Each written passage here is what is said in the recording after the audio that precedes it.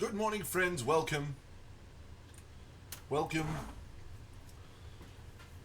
It's a beautiful Sunday.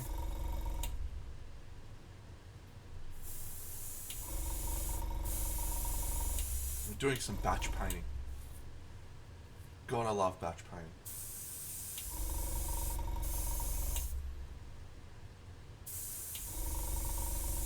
Look, I don't actually hate batch painting. It just reminds me of a time long ago.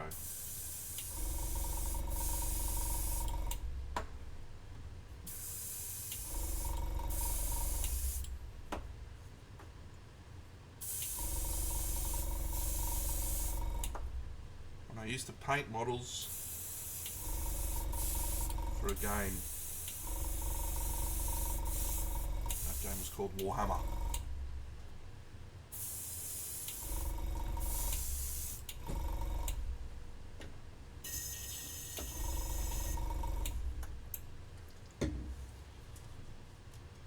Should be a fun day today. On stream, I'm also going to go through. I think I might go through all my models. I haven't updated my model tracker for a while, so I have a regular viewers of the show would know that I have a little tracking file where I keep up to date all the models that I have purchased, all of the models that I have painted and have available for sale, and then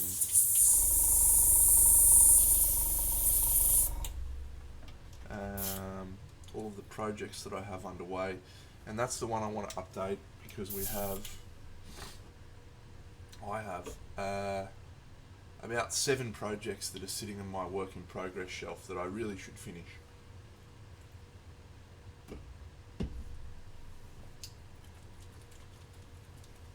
And so that's what I think I'm going to do.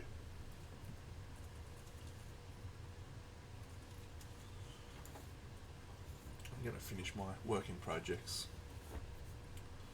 We might even go on a little rampage where we clear out, 4 or 5 things that are sitting there over the course of the next few weeks, maybe. As you all know, we go where the muse strikes.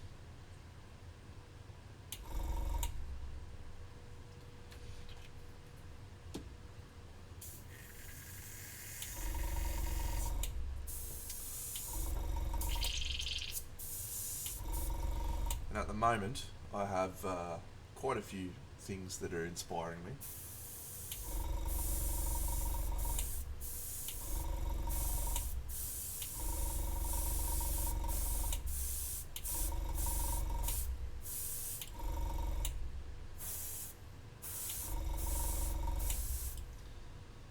But I played a board game this week, or a new board game. It's called Chronicles of Drunagor. It's a dungeon crawler.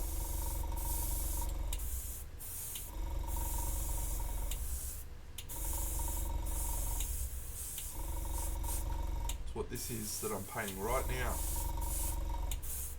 From Chronicles of Drunagor. Could be the best dungeon crawler we've ever played. It's a bold statement, especially given that Gloomhaven falls in that same category.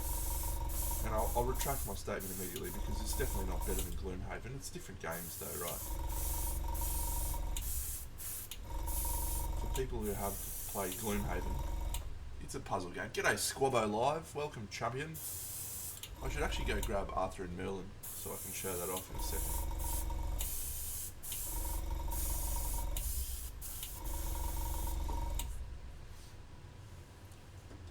Different games. Right, Gloomhaven's a puzzle game. No, I didn't sculpt these, mate. These are from a game called Chronicles of Drunagor. Just gonna grab Arthur and Merlin. I'll be back in a second so I can show it off because it's pretty cool.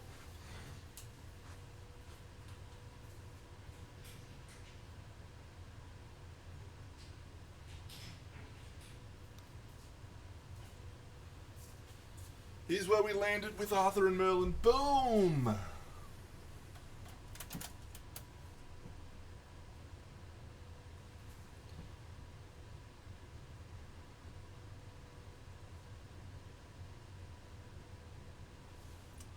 Might even zoom in a little bit so you can see.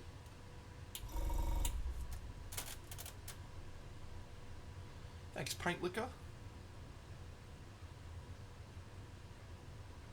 Yeah, I feel like I did a pretty good job on this guy. G'day, Sammy. There's a lot of things that feel really cool. I particularly like the beard. The beard just feels really nice. You know, it feels like a beard. Then we've got this nice subtle Avada Kedavra happening back here. Yeah, I wonder how close we can get to his face.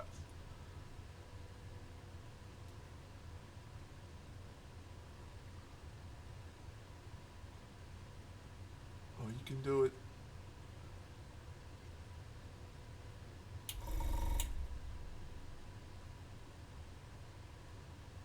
Very good.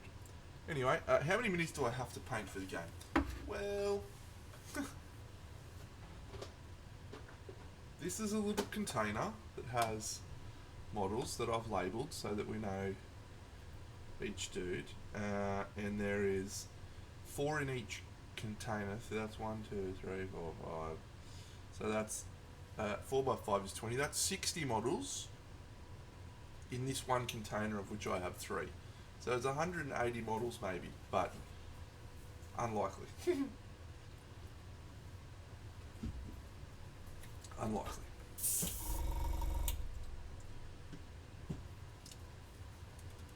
But who knows? Maybe.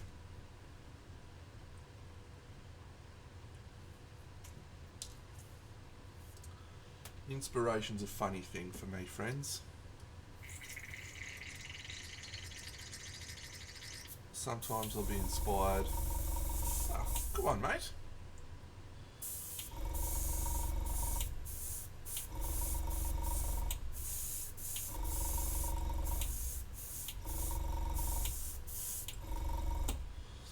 Sometimes I'll be inspired to do something and I'll just get cracking and bang. Next thing you know, I've painted 100 models from Curse City.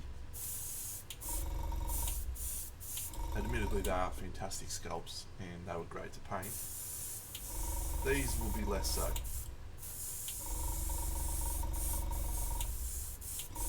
Marvel Crisis Protocol. G'day, Cragzog. 100 models. A month and a half. So, you know, inspiration's a funny thing.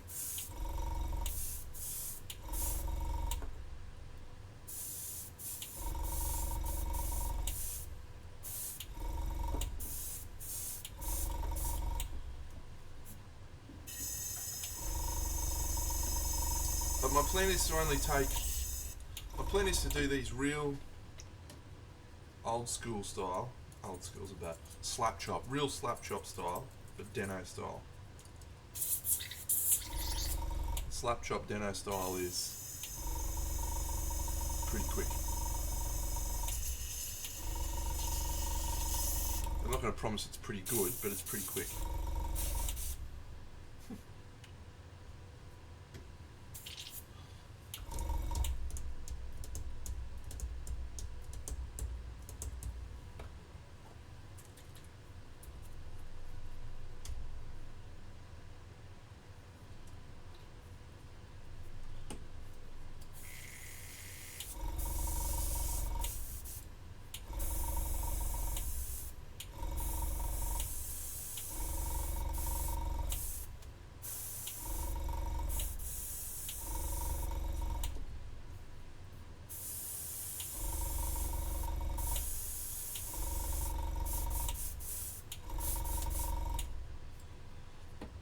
G'day, Connor.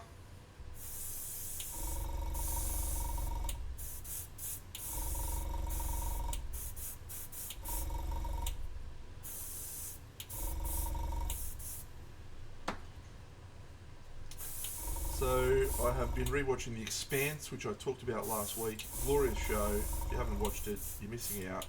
One of the best shows that come out in the last however many years. It's outstanding. I'm rewatching it and I'm just absolutely loving it. Where are you up to, Emily? Emily was watching it as well. I'm halfway through season 2. Fuck, it's good. Bloody good show. Sure. Whole red.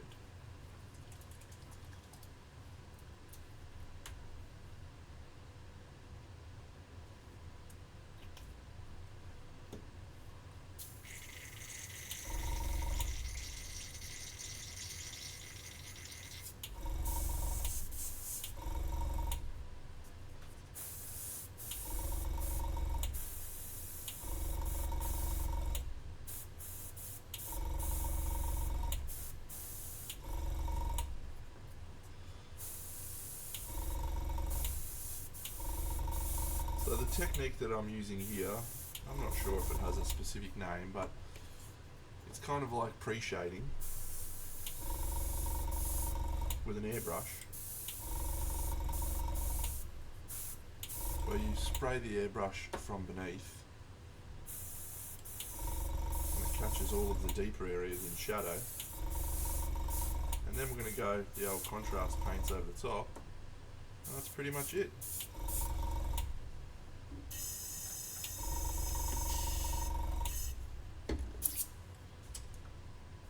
Now Emily asked where you're up to in the Expanse.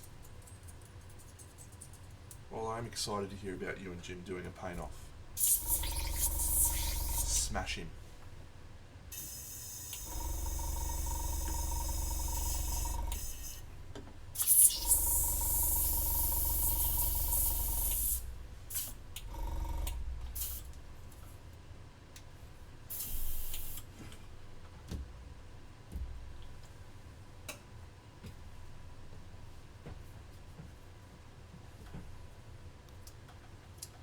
Nice.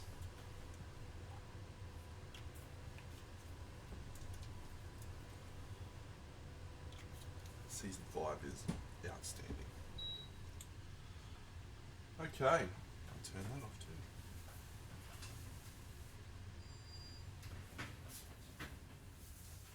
Skeletons! Dun dun dun dun. Skeletons! Dun dun dun dun. Dun dun dun dun dun dun dun dun.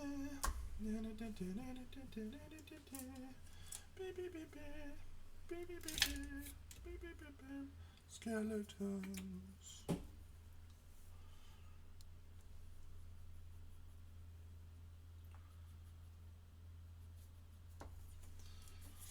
Oh, that's much quieter, isn't it?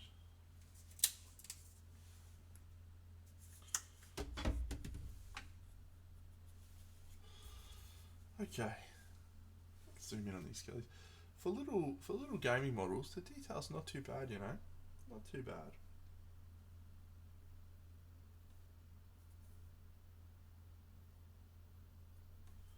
I've certainly seen worse.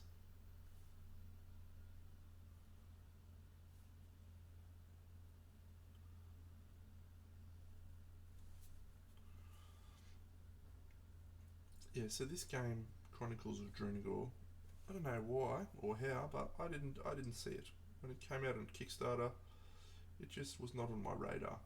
And I won't say that's unusual because I don't really follow every Kickstarter, but I usually know a lot of them that are coming out.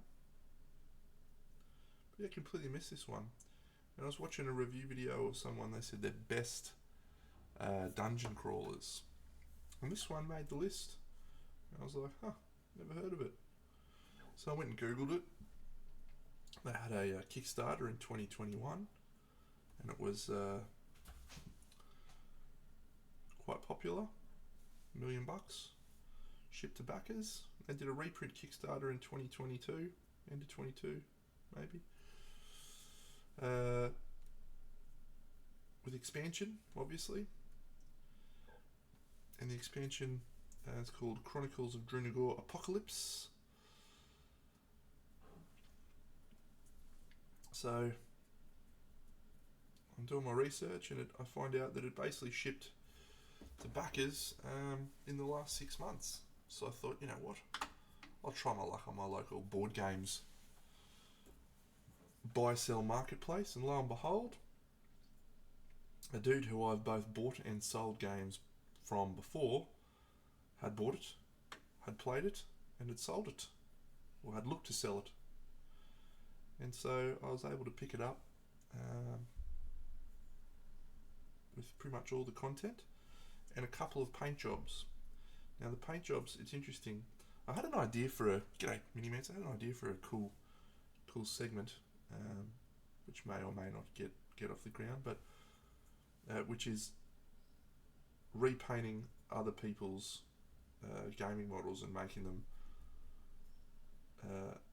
I don't want to say look good, because I think that's necessarily overly mean, really.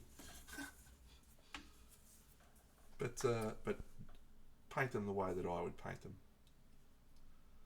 So there's these guys had a little bit of painting on them already, and I just airbrushed over the top of that. So these ones aren't an example of what I would be doing. These ones are more of a just paint over the top dealio. But there's a couple of pieces in here that he's painted that I would start from what's been painted and then use the airbrush and overlay over the top. So Big Dano's model rescues, we call it. What a great idea, Dano. What a great idea. You know?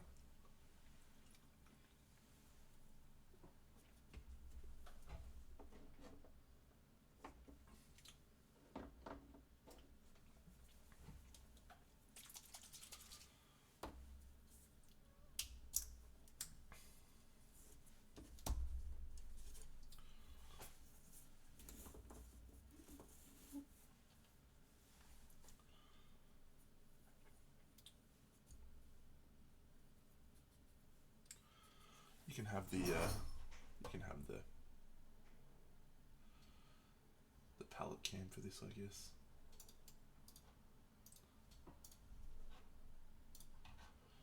Zoom.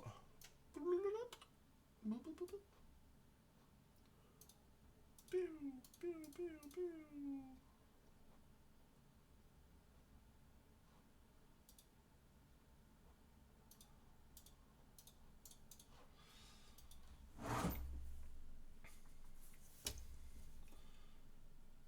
I really like mixing contrast paints together on the model. Don't know why. Just feel like it's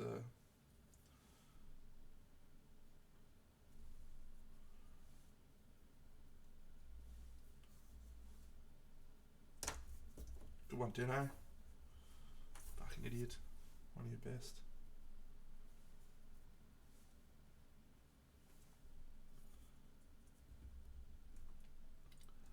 G'day, Simon.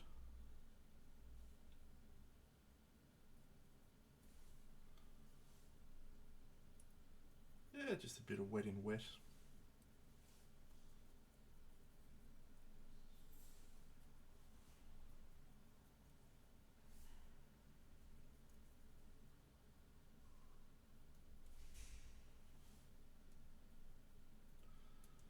So my goal is basically to spend,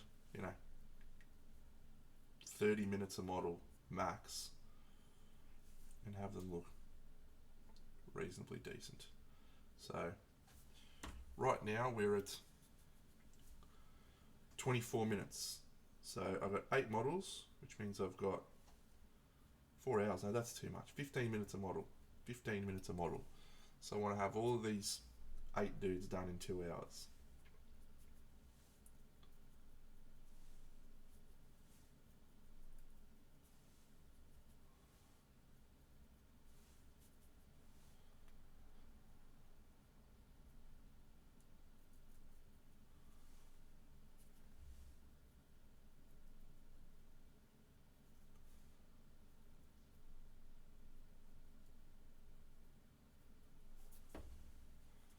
That's doable. Trust me. It's going to happen.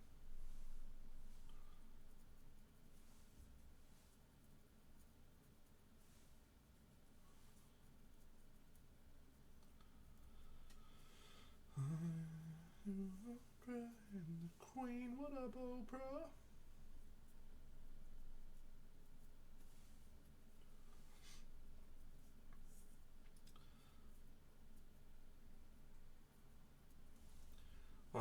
I spoke to the champions of Chimera about my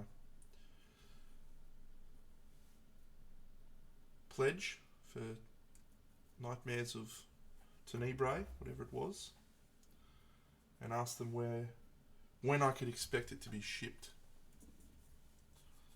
So this is the models for my big diorama that I spoke about on episode last week, and there's 1 or 2 models that they're waiting on from the caster. Should ship by sometime in the next few weeks, maybe by the end of March. So that's good. It gives me time to prepare all of the bits and pieces for the project. So the first thing that I have prepared is some 3D sculpts. So I downloaded a whole pile of 3D sculpts in preparation for that project.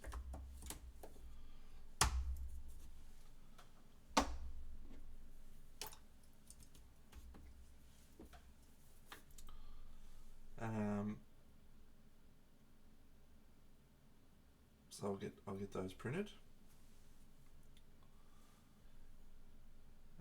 and then I've got my lighting that I need to wire, and I've got my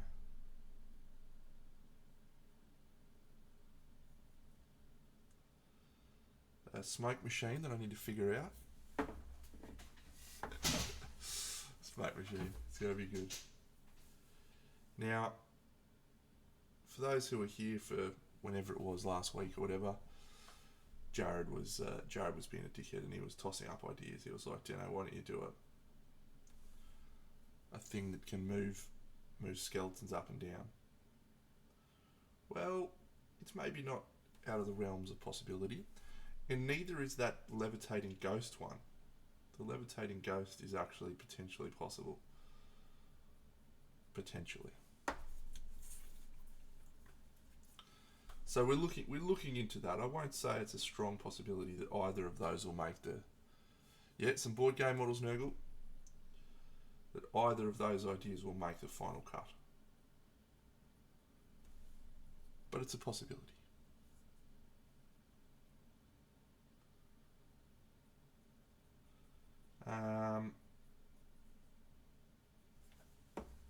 And then...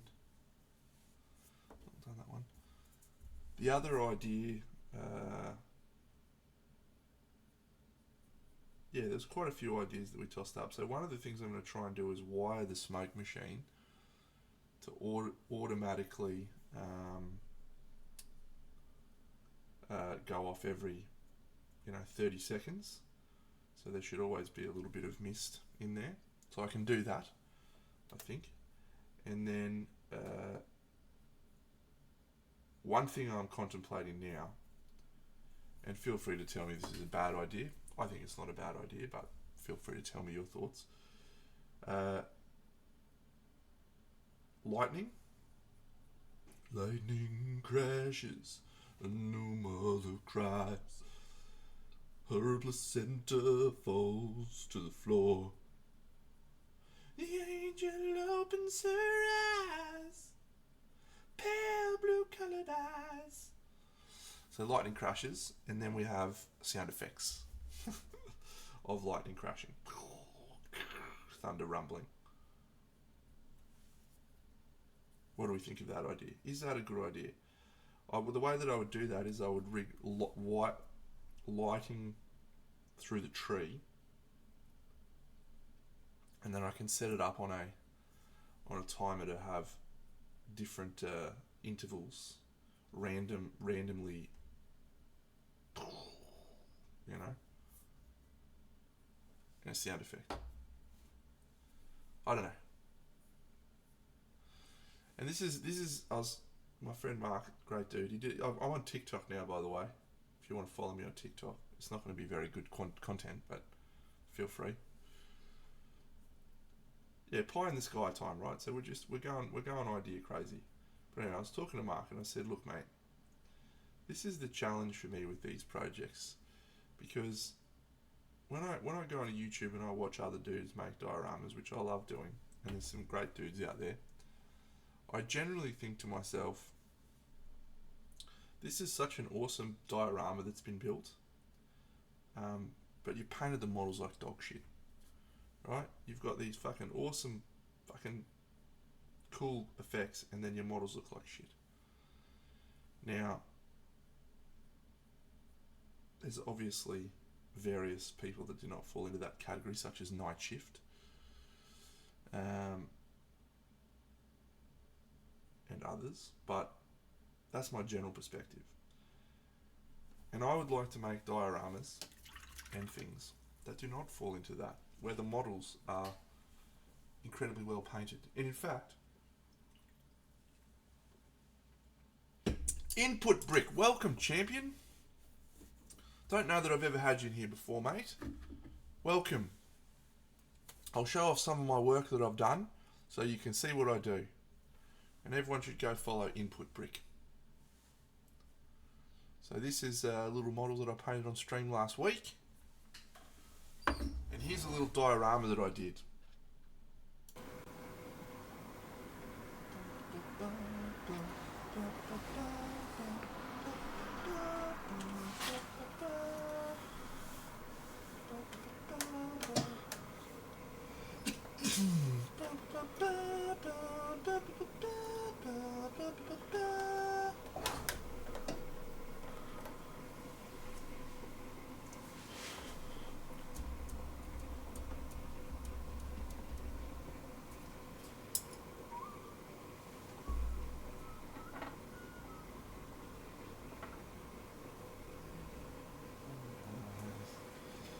There you go. Fantastic Input Brick. Appreciate it.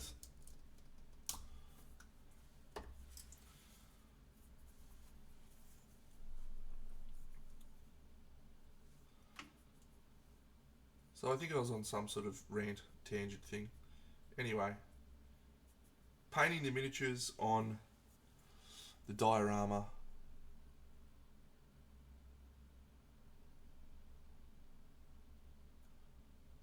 No, this purple's not good, Demo. Well, maybe it is good, but maybe you need to do another purple first to look better than anything else on the diorama. Do you want Neon Knights? I can get Neon Knights, I think. I think we can put Neon Knights on there. Let me see if I've got that easily to hand.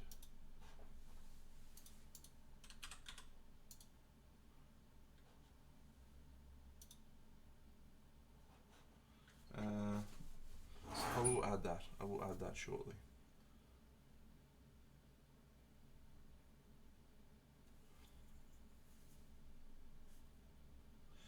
These are from a game called Chronicles of Drunagor, as per the title of today's stream.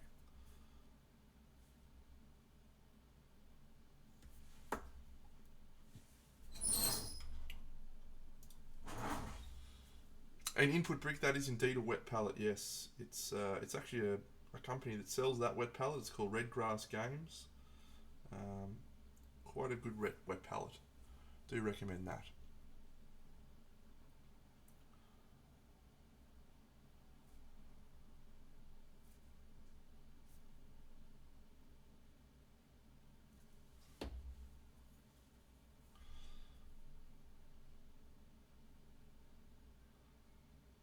I just figured out a way I can get it. I just download that video from YouTube. Let's do that, don't I? It'd be cool to show off Neon Knights.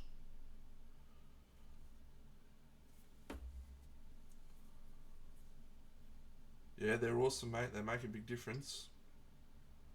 Help your paint from drying out.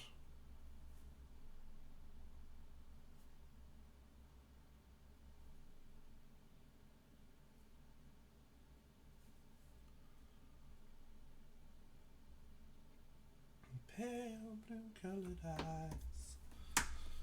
Alright, quickly download Neon Knights. How good, what a great idea by me. YouTube.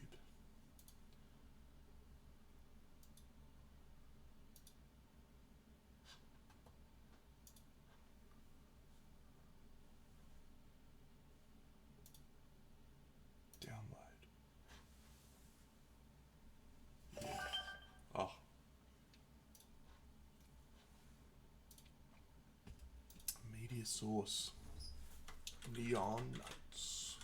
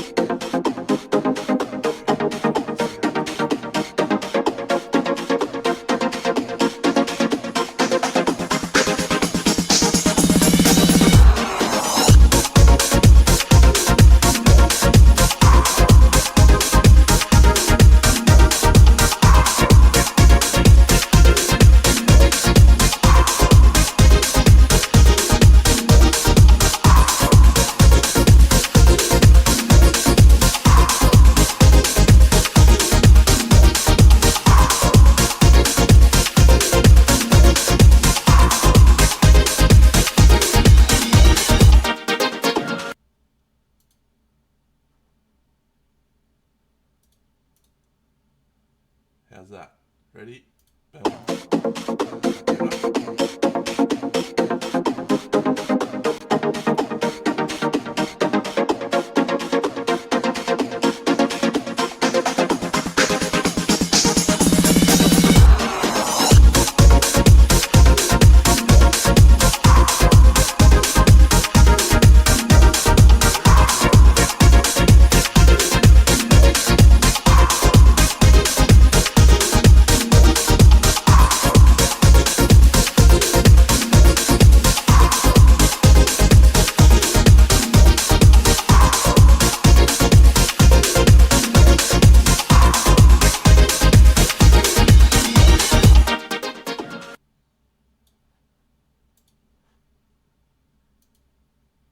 What did I just apply a fucking audio filter to?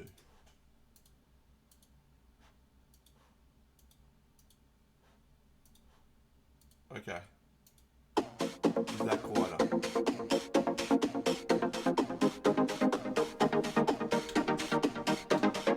Doing great stuff. Doing great work.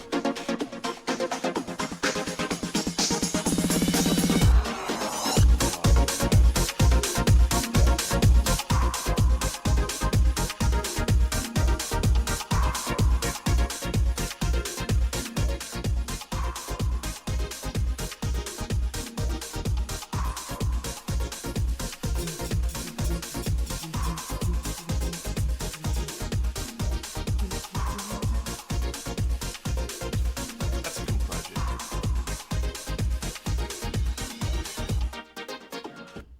That's a cool project. Alright, that'll do. People can just suck it up. What am I up to? These guys. Her intentions fall to the floor. The angel opens her eyes. Pale blue colored eyes.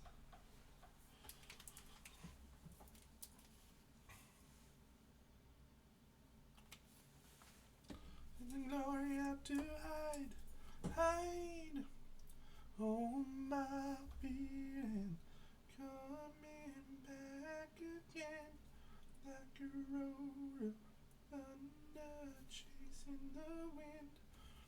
Horses moving on the center of the earth again.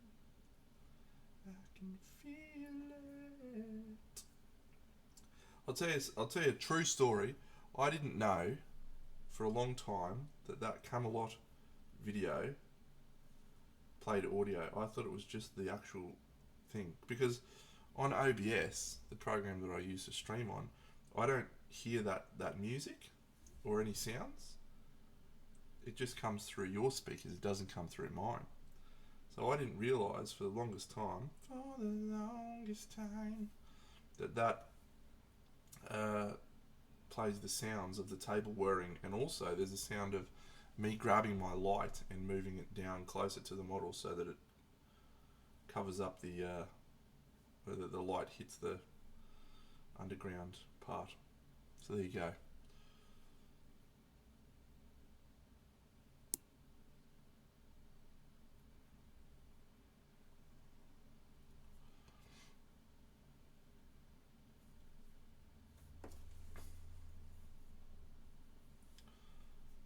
now I know.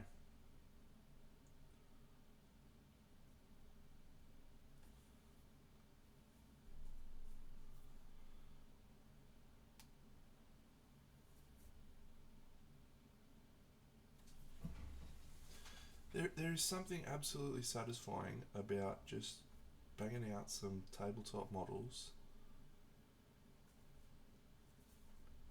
and moving on. Like, playing this game now is going to be so much more satisfying just because these little skeleton archers look like skeleton archers instead of grey bits of plastic. It's just like a really small thing.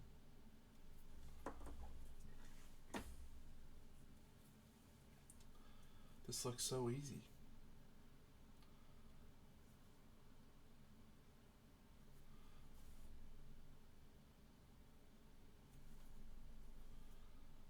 However,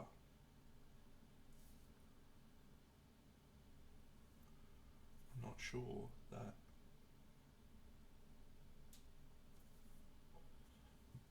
it's worth the investment of time to do everything. Maybe it is. It's a dungeon crawler, mate. It's a fantastic dungeon crawler too. Very soon, probably in the next week, you'll see me filming a playthrough of Chronicles of Drunagor, which is one of the reasons why I'm painting these little dudes, because it's going to be for my playthrough, so that the models that we use in the playthrough are painted. It's one of my little rules. Yeah, it is fully cooperative. One of my little rules about filming board games, I like to have only fully painted models when I'm filming board games.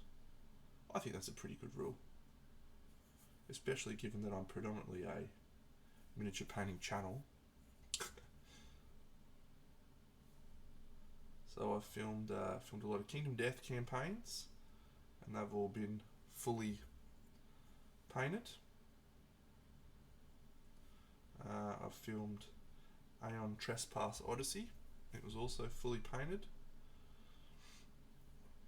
And I've filmed... what else? I've obviously filmed some Marvel Crisis Protocol, which was fully painted. What else? What else have I had filmed? Some other board games. Nemesis. Have I ever filmed Nemesis? Geez, that's a fun game. I don't think I've filmed Nemesis.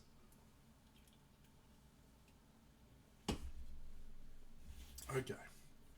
Fatty Bombers.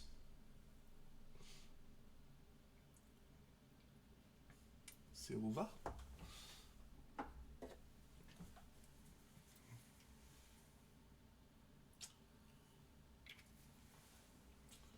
Chronicles of Drunagor.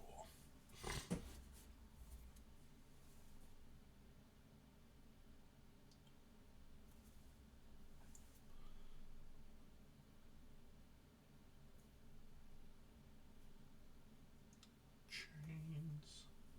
I'm in chains. I'm singing a lot today, aren't I? That's unusual. Actually, I don't know if it is unusual. I do tend to sing a lot. Just ask my friend Darren, who I play board games with. Yeah. Anyway, I did go out for dinner on Friday night, which is very unusual for me. I'd much prefer to stay in my house. But I did go to dinner. However, the only thing that will get me out to dinner is my friends with board games.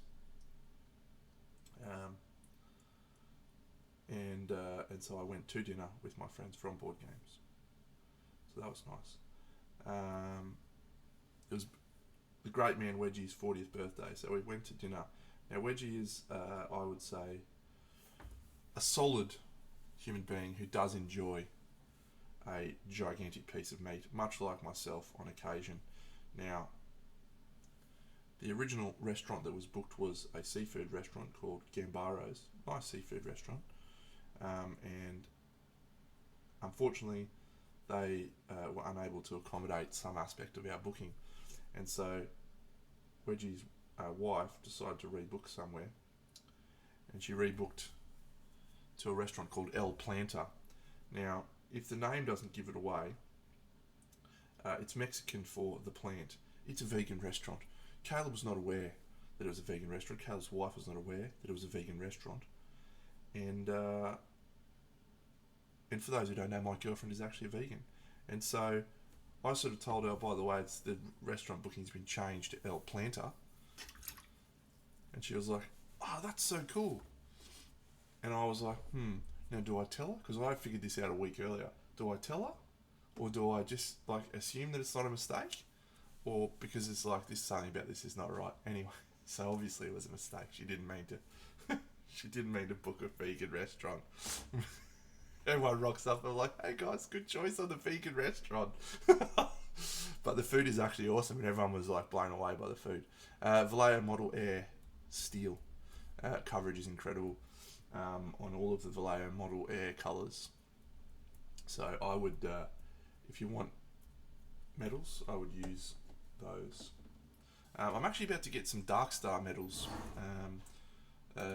Been sent some to try out and talk about for free, which is nice. I love getting free stuff. It's good, very cool being a celebrity, famous guy. I love that.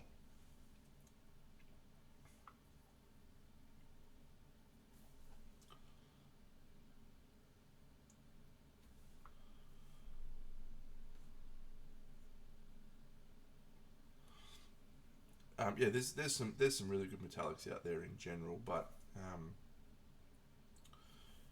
yeah, the Vallejo Model Air range are just very, very good.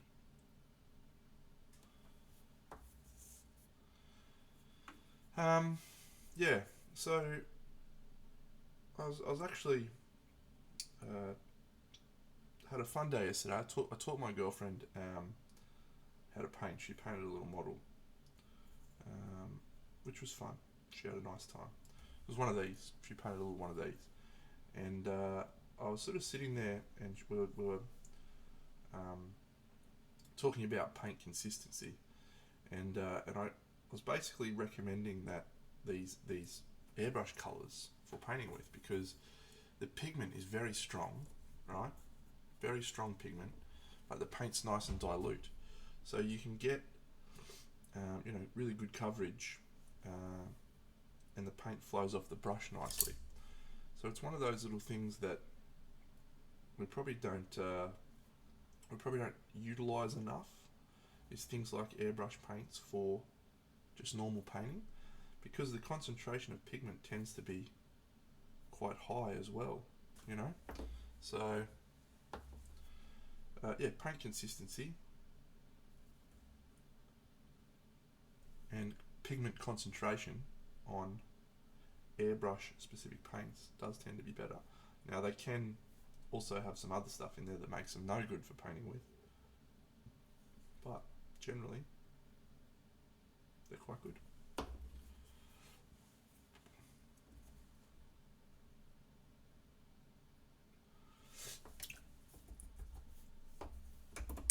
Cycle Brown.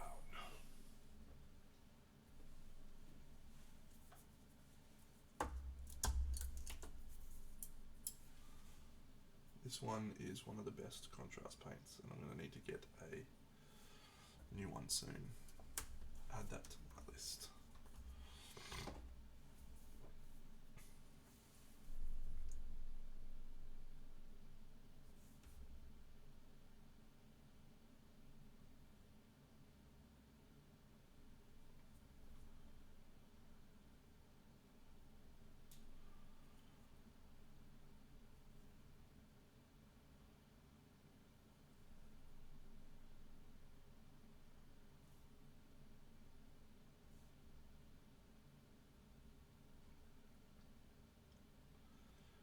It's actually so interesting just using contrast paints the way they're intended. Scarabos, these little fatty boombas are from a game called Chronicles of Drunagor. I don't actually know what these guys are called. I can tell you, I've got it right here. These are called Bone Reapers. These little fatty boombas are called Bone Reapers. The other ones are called Skeleton Archers, which is quite a fun and innovative name.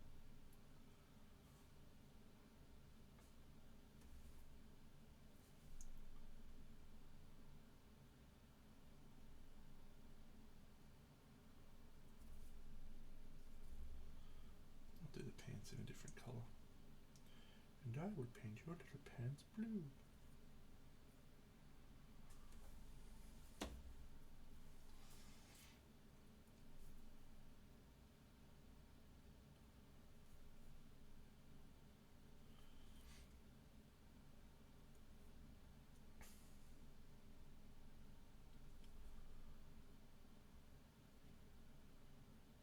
What's everyone's favourite Dungeons and Dragons class to play as? Because this game is very much D&D inspired. It's got a lot of, you know, D&D stuff.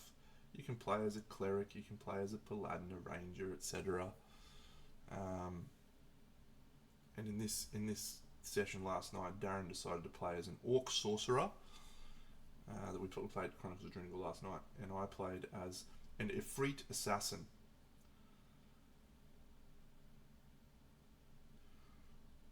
Yeah, cool. So the warlock slash sorcerer type class is super cool in this game. There's a really good mechanic called curse cubes. You do your actions, and every so often when you want to get your actions back, you gain a curse. The warlock slash sorcerer type guy, he uses curse cubes, which is really cool, but they're also the loss condition. If you ever get 6 curse cubes, we lose. So he's playing with fire. It's a very cool mechanic. There's definitely a rogue. I don't remember, I haven't looked at the rogue too closely. I guess the assassin that I played last night is probably a bit of a rogue type. Sneak attack assassin. You slide in with stealth, get double damage on your swing. It's bloody awesome.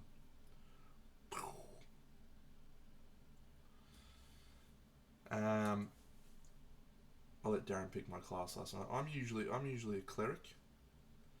I like playing clerics. But I don't like playing healing, like just passive healing clerics. I like playing fighting clerics, like battle priests that come in and fight and then make everyone's attacks better and then heal occasionally.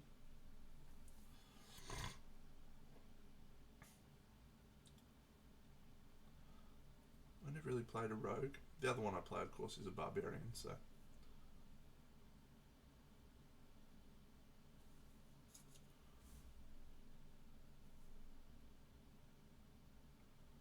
which I'm sure surprises nobody. That I play the big dumb guy.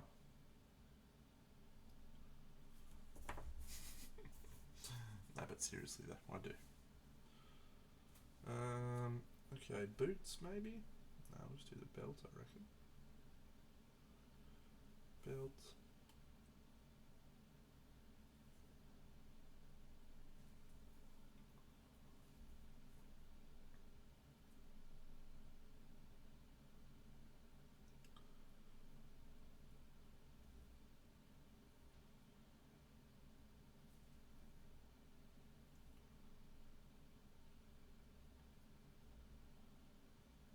What do I do the boots?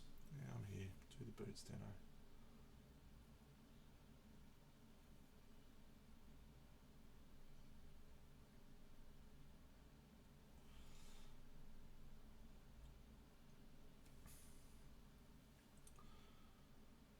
Played D&D not long ago with this group, and then I played another online session with my mate Koki during COVID.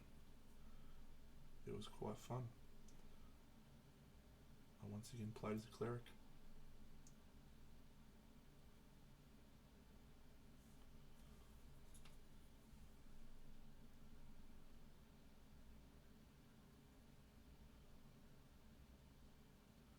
And I did not heal anyone. Oh, there we go. There's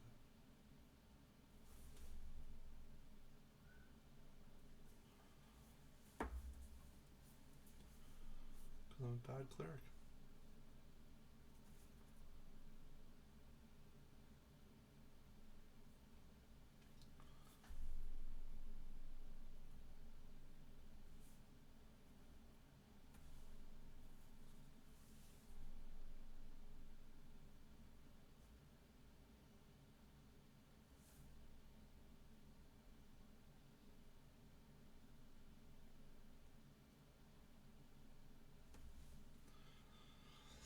What am I backing? I don't have any. I don't have any crowdfunding on at this point in time. I don't think.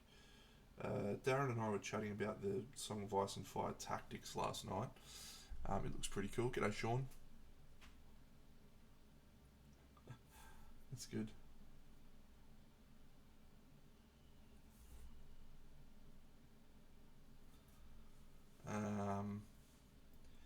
It looks pretty cool. There's a new Kickstarter right now on GameFound from Cool Mini or Not, which is interesting that Cool Mini or Not's moved away from Kickstarter onto GameFound. For those who follow crowdfunding, but no,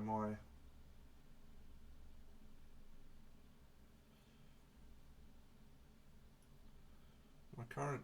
I was sort of reflecting the other day on my board game situation, and I was sort of thinking, you know what, I may be reaching maximum board game capacity, not just from a space perspective, but from a how much time do I have left in my life right now? There is always new games coming out, and I'm sure those games are good. There's one, and this was triggered by a board game that I'm researching at the moment called Dante Inferno, and it's a boss battler, right in the vein of Kingdom Death and Aeon Trespass, and it's based on the writings of Dante Alighieri about the 9 levels of hell and blah blah blah, and I really enjoy the theme, and I was watching a couple of playthrough videos of how to play, and the mechanics seem quite interesting. And then I was sort of asking myself, Demo, when are you going to play this? Like, seriously. Right now, you've got all of the content from Kingdom Death Wave 4 coming. You've got all of the content from Aeon Trespass Odyssey, Sins of Heracles coming. You've got all of this content you're playing right now, which is Chronicles of Drunagor. And then you've got Frosthaven, which I haven't even touched yet. It's like, that's 5 years of board games right there. And these big lifestyle games, you know, they take a pretty particular type of person to be able to even play them and experience what they have to offer. And I doubt there's many people in the world, I say that I'm sure there's some, that have given it as red hot a go as I have on these games.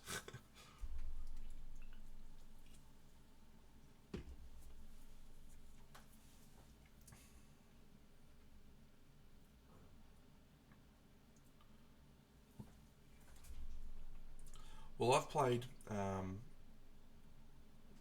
15 Kingdom Death campaigns. Now, most people, and I've played every available expansion, and I've played every campaign bar one. I've still got one to play.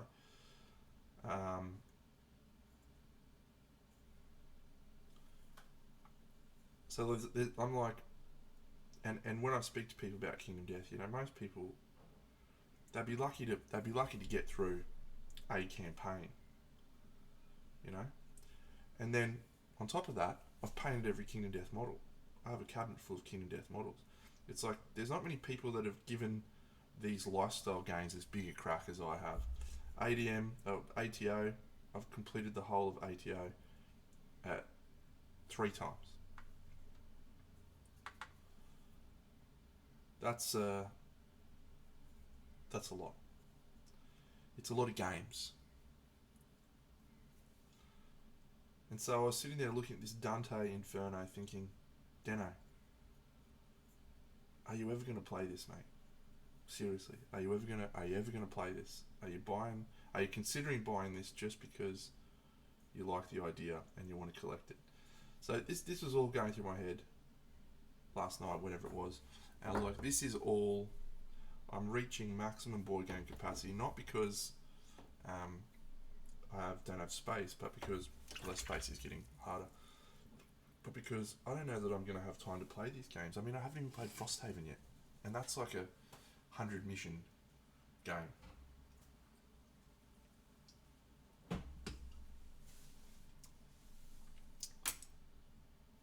So these are the things that go through my head.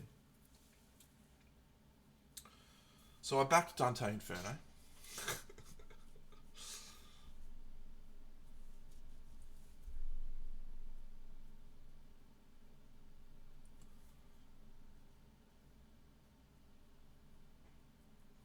For $1.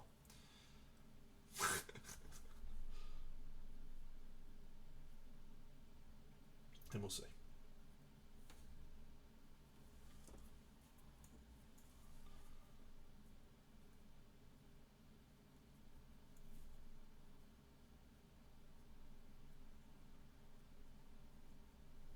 Does look good. Anyway.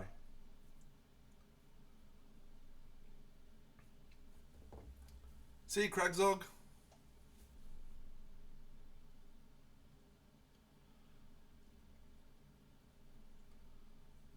It's a very particular type of gamer that likes those sorts of games, right? And I am, if I'm not the absolute target market of that shit, I don't know who is. You know? Like, look at this. Here's me painting these little dudes for this board game that I'm going to film a full playthrough of and play with my mates. This is just like my perfect jam.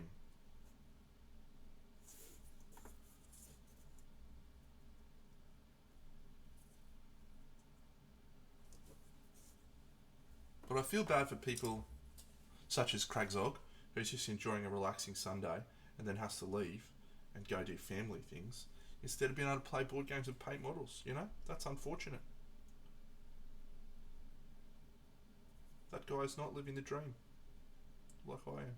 Just living the dream. Painting cool models, playing cool games, living the dream.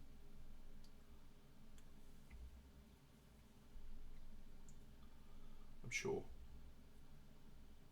he would challenge that statement and say that he's living a wonderful dream with children.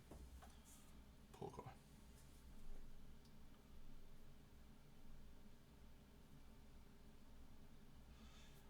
Well, Paint Liquor, I did bite the bullet on KDM this year. I bought all of the upcoming content. It's a lot. I assume you're talking about the core box and the Gambler's Chest, maybe, which would be cool.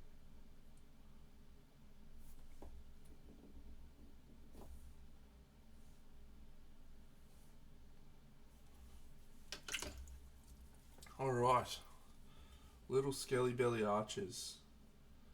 So I reckon we might just use a little bit of dark purple. Hexed Lichen, perhaps. There it is. Beautiful. So Black Knight will arrive probably in the next few weeks. Paid for shipping. Supposed to be shipping in the next few weeks. Black Knight expansion. Node 2 Nemesis. Maybe Node 3 Nemesis. Can't remember exactly. Morning Fat Kebabs. Yeah, pretty excited about that. Pretty excited. The question I'm tossing up right now is if I paint it and start playing with it, or if I wait a little bit, because it doesn't feel like that long ago that I really got into KDM, filmed a lot of stuff. Well, the Gambler's Chest, it was only, a few months ago. So,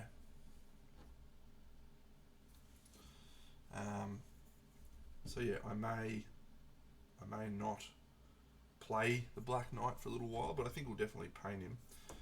And I might paint the Sparrow Goblin around the same time. I bought a KDM model that's coming out in the future early, just so I can get the opportunity to paint it at some point in the future. I'm going to get that model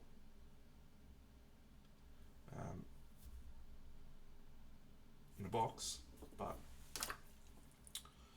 that's okay.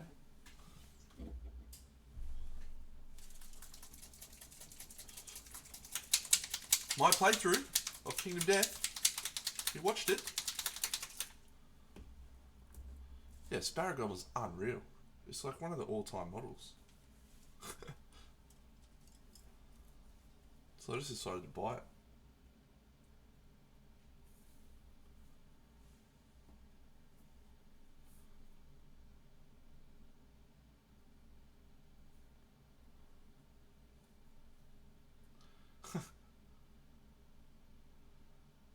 Yeah, you made it quite a way through, didn't you, Minimancer?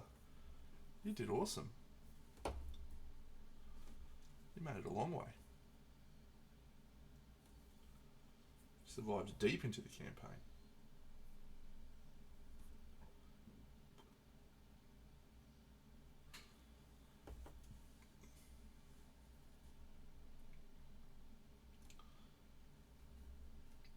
Top was immortal, yeah. Top was in the final battle against the God Hand.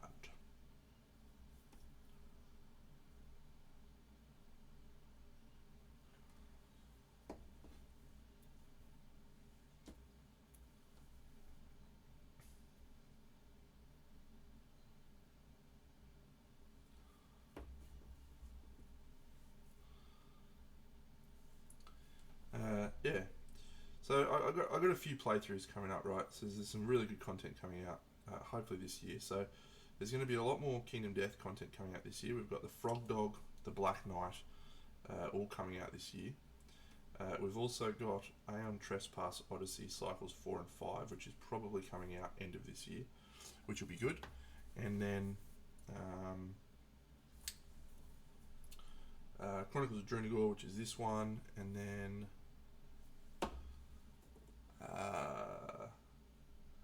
there's one more.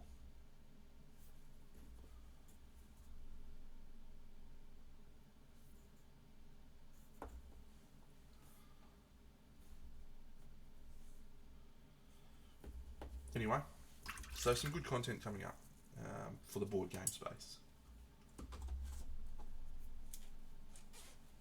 For those people who don't care about Big Deno Plays, which is my board games pseudonym. Pseudonym?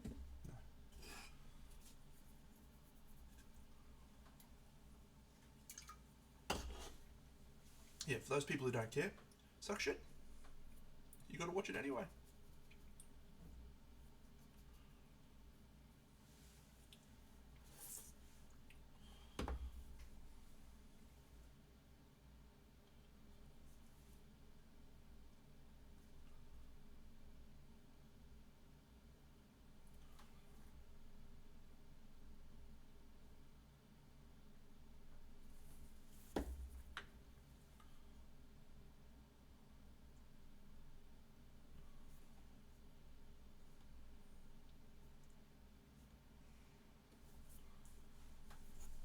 Yeah. Eat it, Trebek. Shuck it, Trebek. Shuck it long and shuck it good.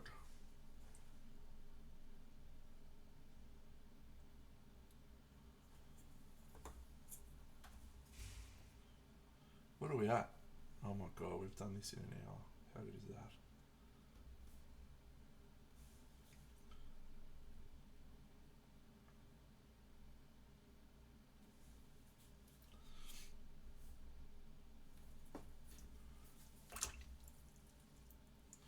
Well, I appreciate that, Paint Liquor. It is good. I've got a guy going through my... he's going through my...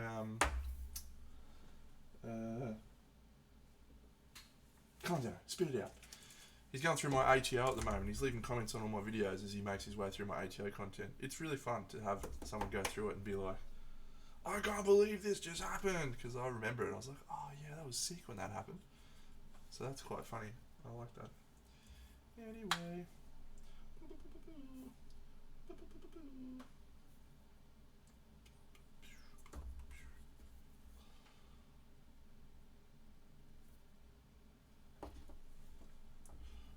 Rusty weapons, rusty trombones,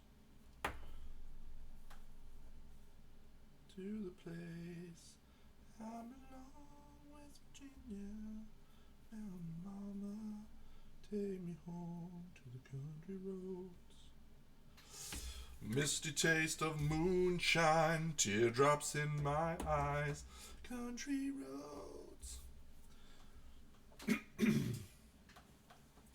Take me home to the place I belong, West Virginia. Now, mama, take me home to the country roads.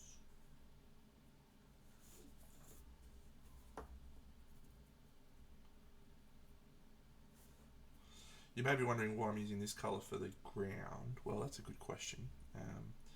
In the game there's this mechanic called darkness, and it's this swirly misty stuff that chases you around and benefits the monsters and hinders you, does damage every time it touches you, and it's this sort of colour. So painting my rocks to look a little bit like the darkness, not like the band The Darkness. I believe in a thing called love. Ooh. Guitar.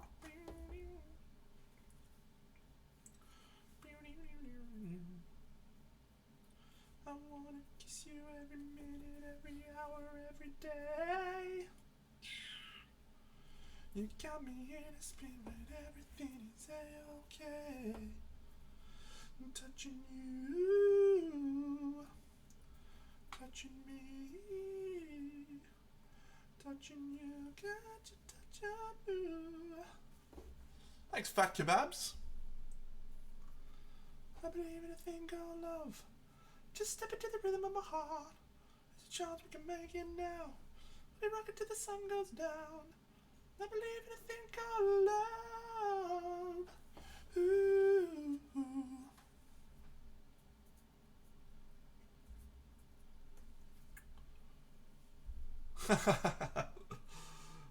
Good one.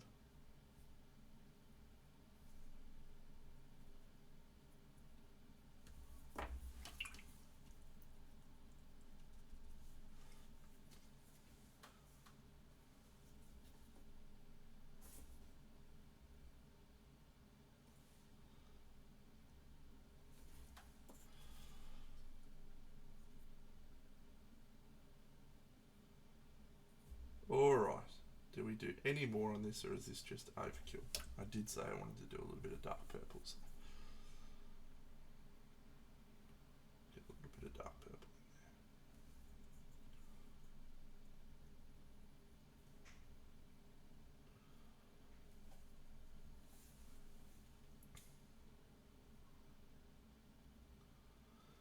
So I did assemble a display model to paint today, and then when I woke up, so this is the thing, when I wake up, sometimes I'm like, yeah, I might not paint that today, I might paint something else.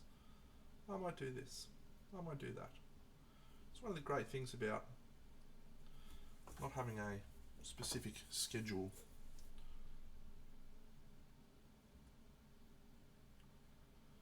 Where I'm absolutely locked into doing something. If I decide I want to paint some Chronicles of Drunagor figures, I will. I'll grab it for you very shortly, Minimancer, because it was a spur of the moment decision, and yeah, I'm excited for it. So maybe I'll paint that tomorrow with Buxo. Maybe not. We shall see. Just finish this purple.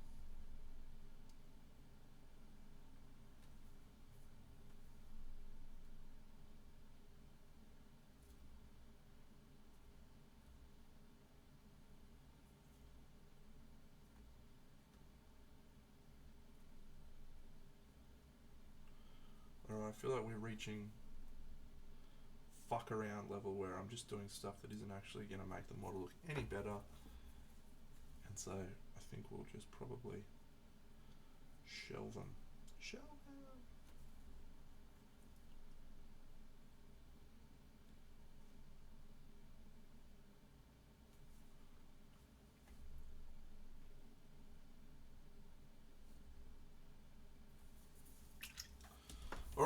Alright, this was a model. Hiya!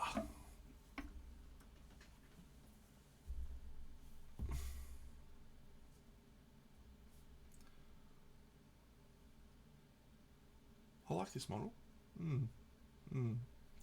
Yeah, I just felt like painting it for some reason. It's got a really nice, nice shape. Do need to trim that off a bit. There's a tiny little mould line there and a tiny little mould line there, so I just need to smooth those out, but everything else is pretty much ready to go. Yeah, Dave's version of this is quite good, so that may get a look in the not too distant future, maybe even tomorrow. But anyway, what I'm going to do now, I'm going to turn my AC on because it's hot again. I'm just going to leave these contrast paints to dry for a bit. I'm just going to go through my list of work in progress things, and I'll do this. This is my painting file. So I'm just going to bring this up on screen.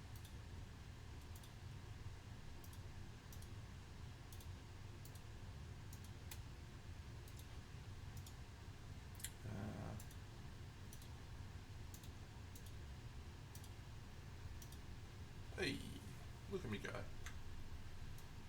This little file I just keep. It's just a little file. I don't know why. I just like having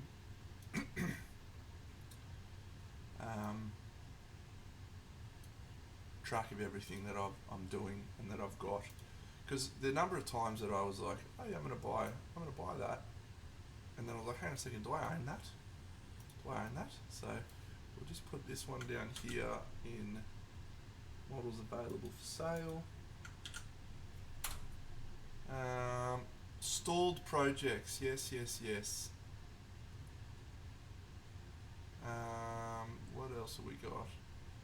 So we'll put her in there. We'll actually put both of those in the stalled projects, because that's where we're at. Both of those, and then we'll put this one into here. And then let's just make sure.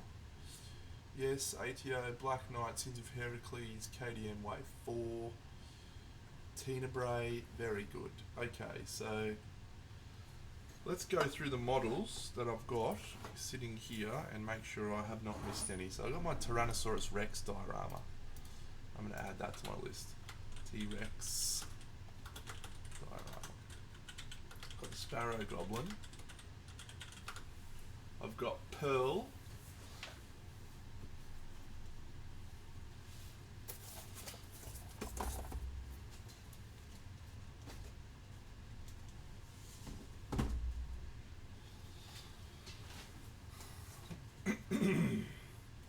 I've got these two jewels. Oh, I actually have to add the other jewels to my what's her name? Mira Jewels.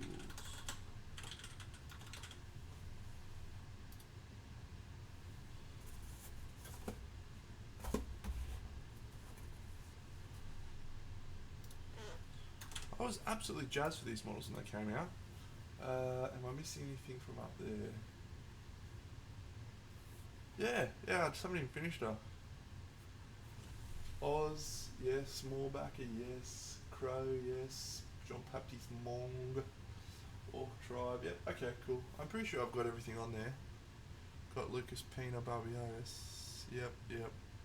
Oh, that's good. It's up to date. That's nice. Arthur Merlin, stored projects. Don't need this. These are my ideas. Oh, look at this. Ideas and pending project. Get out of there. Boom. Pirate ship's a great idea. That's a great idea. So I write this stuff down just so I can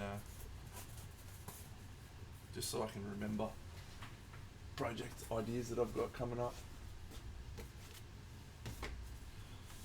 What surprises you about the concise one? Oh. If I had a fucking finished project section, it'd be 18 pages. Orc tribes. So I've got a collection of different orc models from different manufacturers, and I thought it'd be really cool to do like a World of Warcraft style vibe where we've got a big collection of orc models, different models, Shaman, dude, Wolf Rider, got that big dude on the thing, blah blah blah. Just a whole pile of orcs. I really like orcs. So that's just like basically a diorama of orcs. Not that elaborate, but I can see it in my mind how I want to build it and blah blah blah. And then that doesn't need to be bolded. And then pirate ship was I wanted to do. If you've ever seen the movie Stardust, I really loved the idea of a pirate ship, but flying one. Really liked that idea. So I wanted to do a pirate ship, but one of those. So I'd use different models. Maybe I might even roll that idea in with Bux's and my Orc Tribe diorama, Orc Pirates diorama, and that way I can kill two birds with one stone. And then the last idea on there is Robin Hood. So that one I actually wanted to do historical figures. I wanted to take historical models and turn those into a diorama of Robin Hood. So find like an old Friar Tuck and a Little John model with a quarterstaff. I thought it'd be fun to take historical figures and put them into like a fantasy context in a forest. I think that'd be fun, and that'd be a cool idea.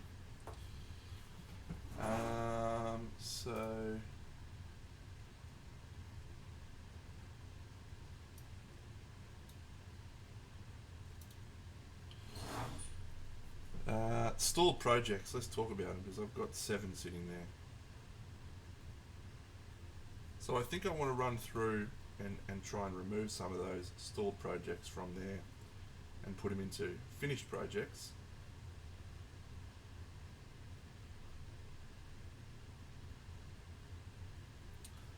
I feel like that would be a worthwhile use of my time. I don't have to build and do anything. I can just paint the models and, you know, if I'm fortunate, convert that into sales of models, which helps solidify the fact that I won't have a job in about 6 months. Plus they've been sitting there for a long time, so Orc Pirate is just a bust. Le Ben Models was a model company that I don't think are around anymore. They're a French company. Very much a Rackham style figures and busts. And that was just a really cool orc bust. It's been sitting there, it's not even started really, it's just primed. I could smack that out in a few hours, I reckon. It's a nice bust. Ouroboros Models had this really cool like Tuscan Raider riding a turtle that I started, and it was a really cool model. So that I could smash out. It's a little bit started, but it's back when I wasn't very good. Shay Tan. Actually, I had a really cool idea for Shay Tan. So he's a great bust, and it was the first model I painted with Chimera paints rather, and it wasn't very good. And I remember being like, I hate these paints, and I put them down and didn't come back to them for about 6 months. But he's not very good. I'll grab him out actually because I said I had an idea for him to make him look good. And Aradia Models, great company, old one, Beatrice. It's a chick riding a griffin, and I've done nothing on it for about 4 years.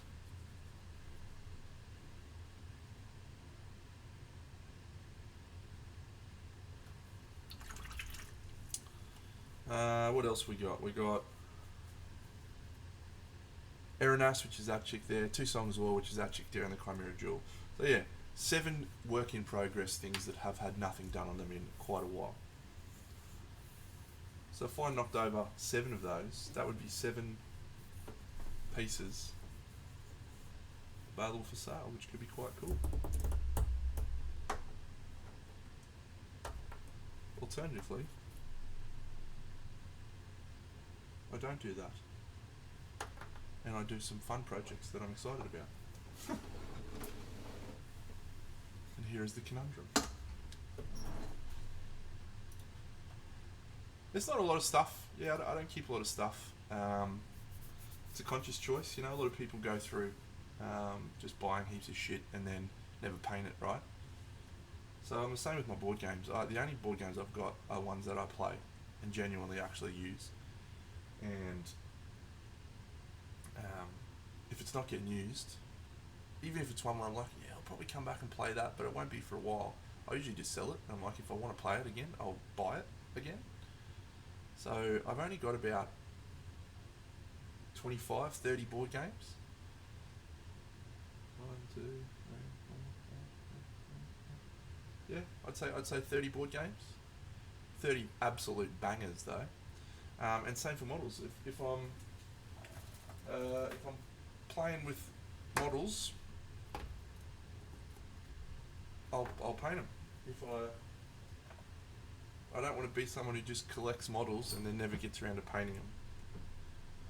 I want to paint those fuckers.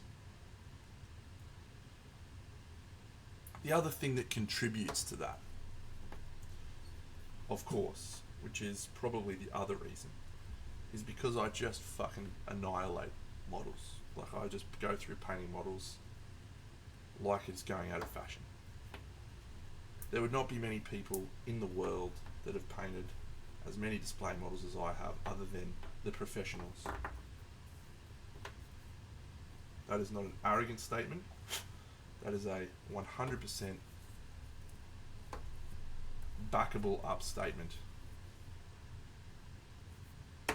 where I can put everything that I have painted in front of you. Just scroll back through my Instagram if you don't believe me. Scroll back through my Instagram.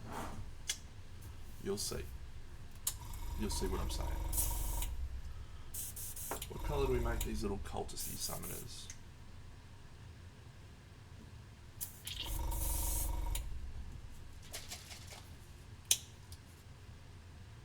I think it was Froths the other day was googling a model that he's painting at the moment, and he found a version of it that I'd painted 7 years ago, and he's like, oh, what a fucking surprise, Dano's painted this model.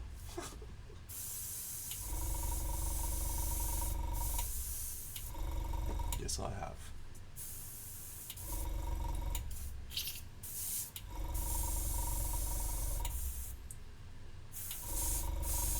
The King from scale 75. A good question, Covert.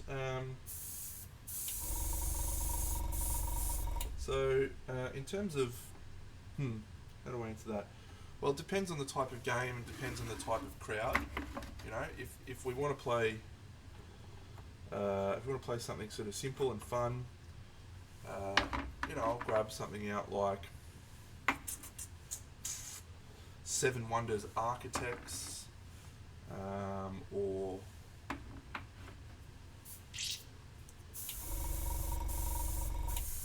there's a really cool game that I play with my niece and nephews called Ecosystem. Just fun little games. Or Wingspan. Wingspan's a good one for people that haven't played a lot of games. Easy to pick up.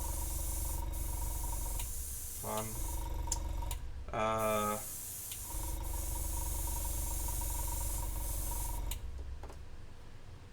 If we want something a little bit more serious, a little bit more in depth, Great Western Trail's a really fantastic game that, once you pick it up, it's just awesome. Orleans, great game for that. And then you get into the real deep serious ones that I tend to play on a Tuesday that are pretty full on.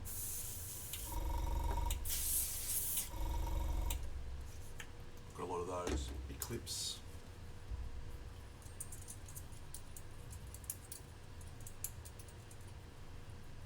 Nemesis is one of the games that I own, and it's fully painted. If we were to go and have a look at my BGG, I don't have my phone on me, but I think I've played 10 games of Nemesis.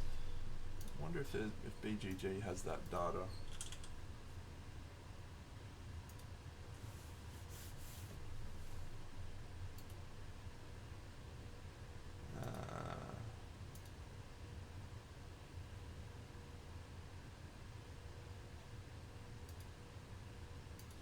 Logged plays.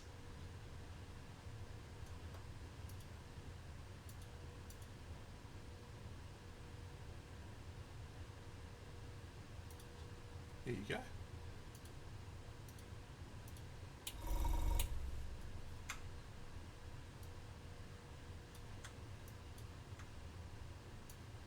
Enjoy. Here is the games that I have logged, and there was a period where I didn't log games. So, yeah. Anyway, that's fine. Yeah, so Mage Knight's absolutely got a smashing. It's probably more than that too.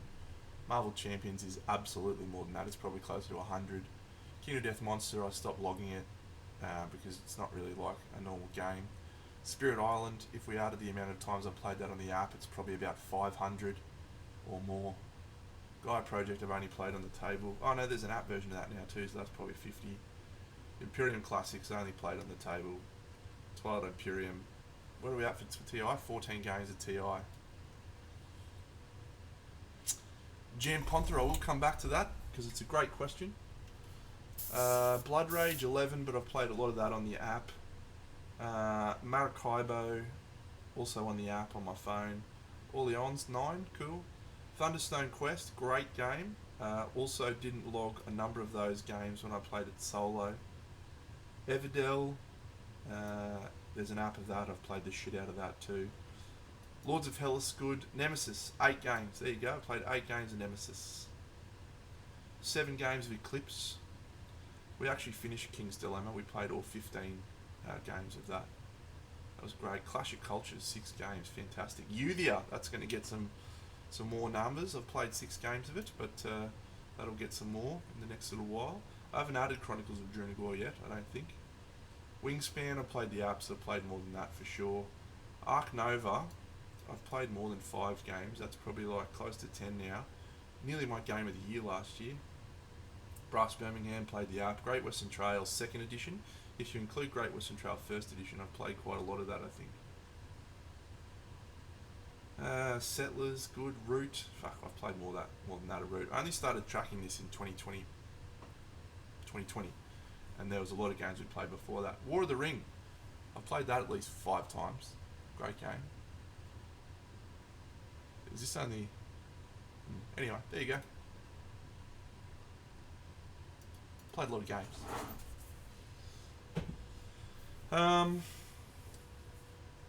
So transferring from army painting, like what I'm doing now, to display painting is an interesting moment, because you're so used to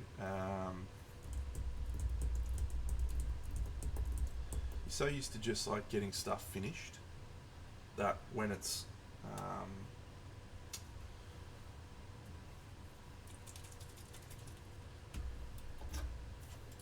hey, can I make this better? You're like, why would I? I still struggle with that now, actually, but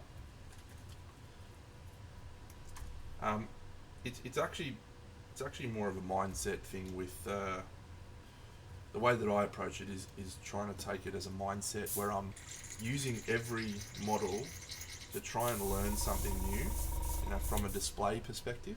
Like, what can I do on this that I haven't done before? Maybe I'll try non-metallic metal like this. And so that makes me want to try and finish a model to close to the best of my abilities.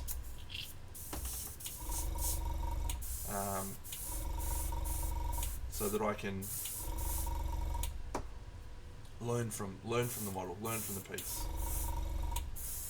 So that was probably the puzzle piece that helped me focus on display painting over army painting, and be able to really stick with it and learn from it, was just really concentrating on what I was trying to achieve out of the model. But it's a really good question. I'd have to actually think about it a bit more.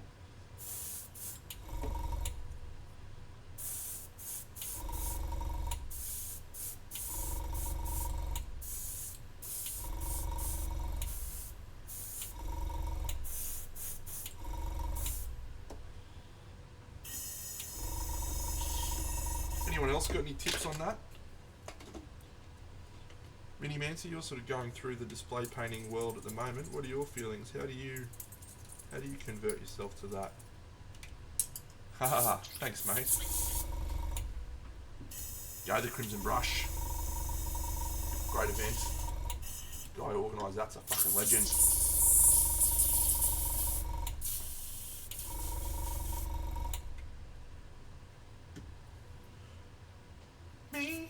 God, I'm the problem, it's me.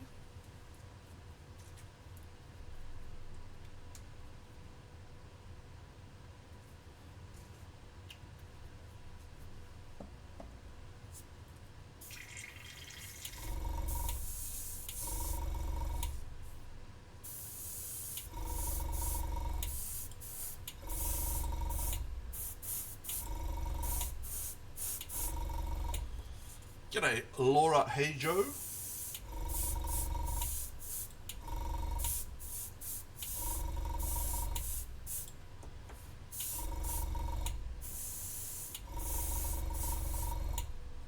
Thank you.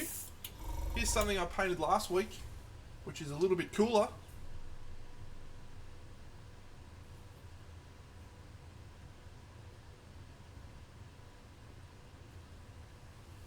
And here's something else I painted.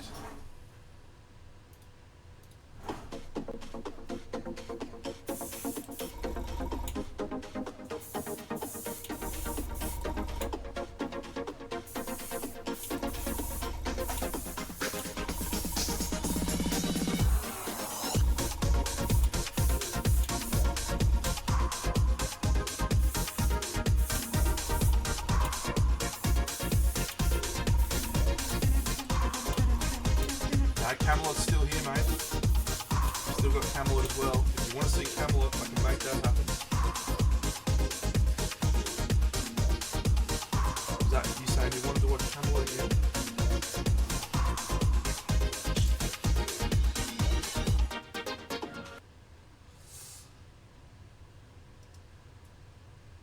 Looking at other box arts and stuff, it's one of those really, really dangerous but also important things to do, because if you look at what they're doing, you can get a better sense of what matters in terms of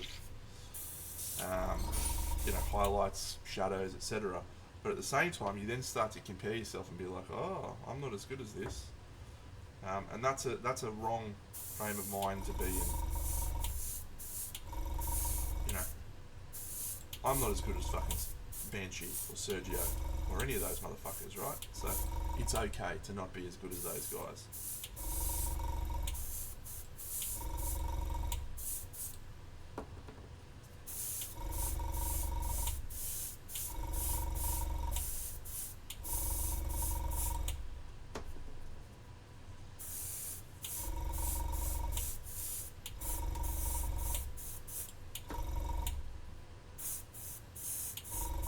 Far more important to just paint, and the part of what a lot of people go wrong or fall down with miniature painting is they spend too much time trying to learn and not enough time doing.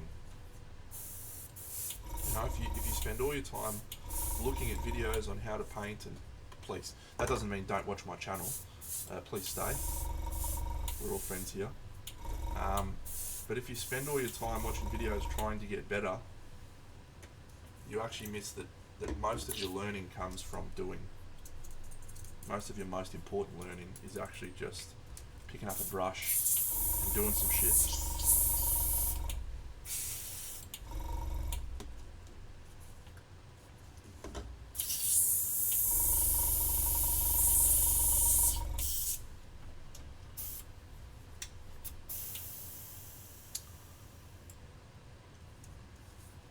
There you go. Why would you stop yourself from doing something that you're excited about doing just because someone else did it better? But I understand. I fully understand and get it.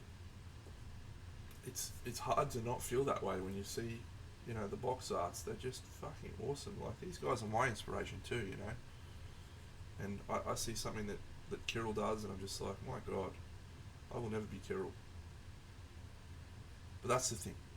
G'day, Captain Carp. You don't have to be. You just have to have fun painting the model. And if you do that, it's been a success. And when you can have that realization, it's when you start to enjoy your painting more. And guess what? When you enjoy your painting more, you paint more. And when you paint more, you get better. And when you get better, you become like Kirill. I'm still working on that part. Fucking Carol. Dickhead.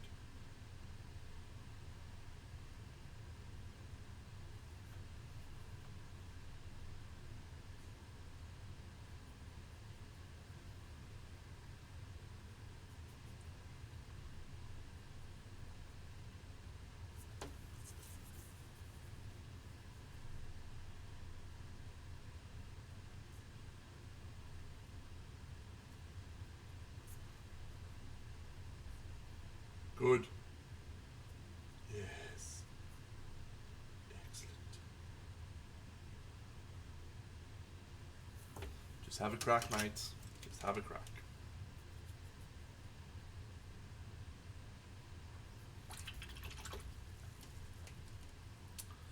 Need some more steel. Steel.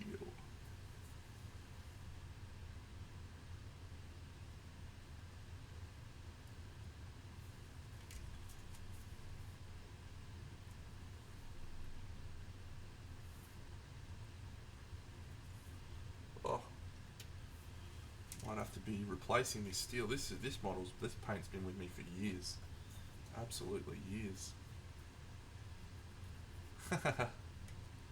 Good one, buddy. He sounds like a wanker.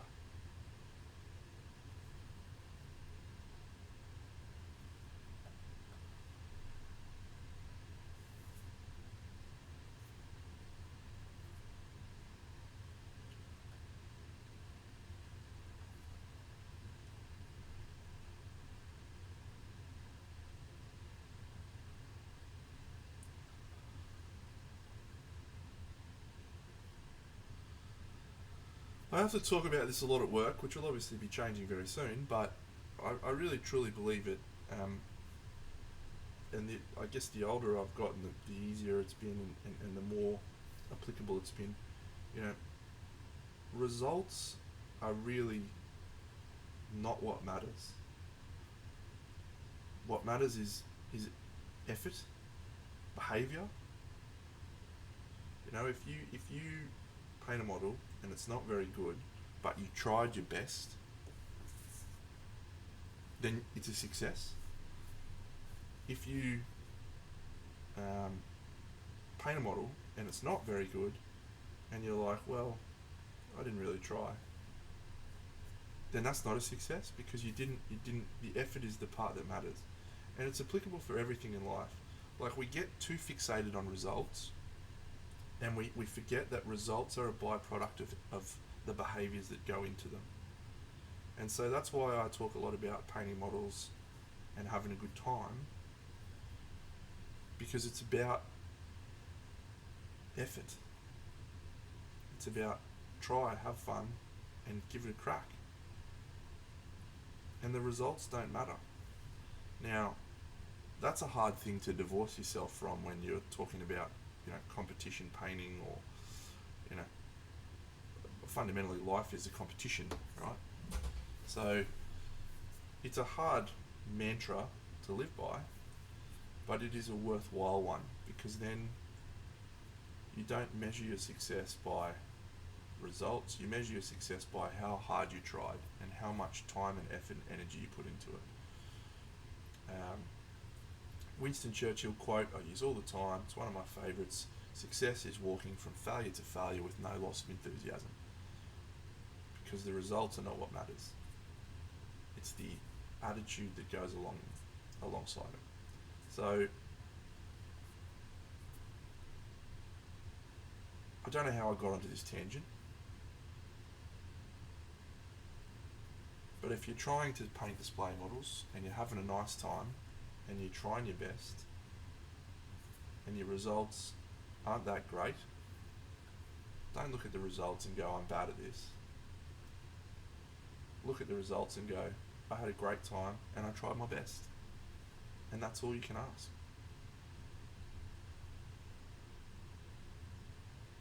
And as a general rule, I think people need to be kinder to each other, kinder to themselves.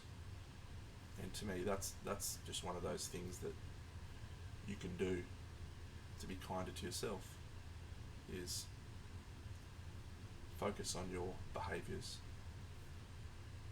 congratulate yourself when you've tried your best.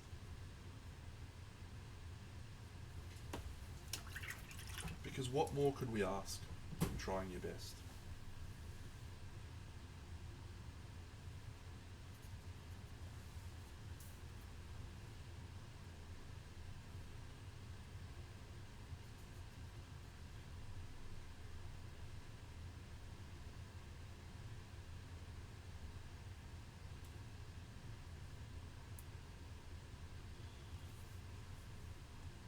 Great.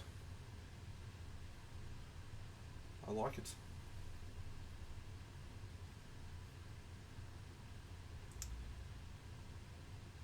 And yeah, look, mate, I haven't spoken about this in a while, and I probably don't speak about it too much. But you know, when I went through my divorce a few years ago, which was, you know, coming up on 8 years, I think, 7 years. You know, my hobby was the refuge that I had. I was able to just go and paint models and have a good time, and it absolutely kept me going. So I just see people. One of my biggest fucking pet peeves is when people say, "Oh, I'll never be as good as you. Oh, I'm just gonna throw my paintbrushes away." That whole thing, fuck, it riles me up. I go absolutely ape shit when I see someone say that, because it's like, yeah, sure, mate, just fucking give up. That's why you fail. Fucking piss weak. Not even gonna try. Pathetic.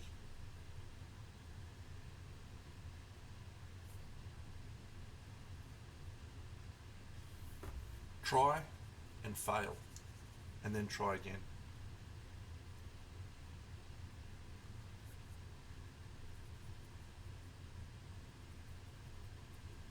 Like, I didn't wake up being able to paint 12 models in 2 hours, guys. Didn't happen.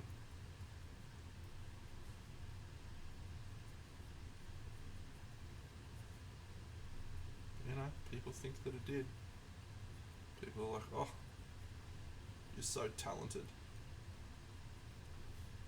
Gee, thanks. The harder I work, the more fucking talented I get, mate.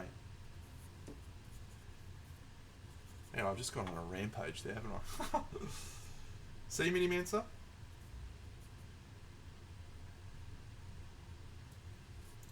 And I like to think that I've had a massive part to play in that. And you're welcome.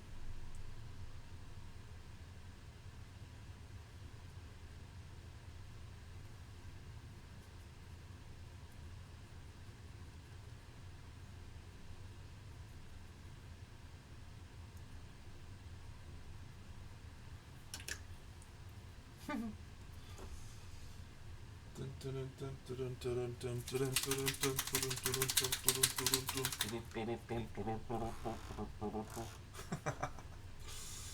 a good one. It's true.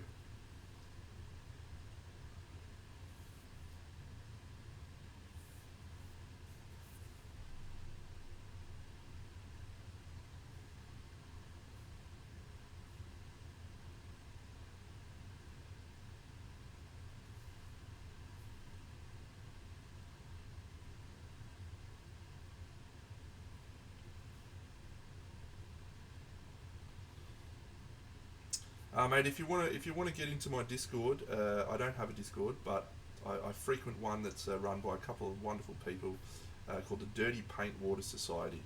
I'm sure Mini Mance's already got a fucking link coming. I don't need to ask him, but he's a moderator on there, I think. Are you a moderator on there? I'm pretty sure he is. Anyway, that would be the Discord that I would get on. A lot of lovely people, always willing to help others. Too good.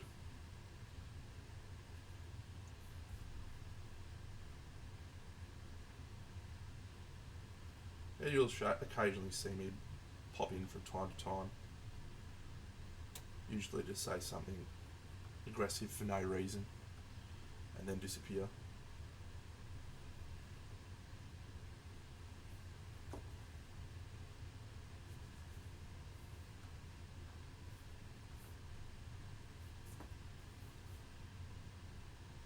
I've been using this stuff a lot more, hey, this dirty down rust. I use a lot of it on neon nights, but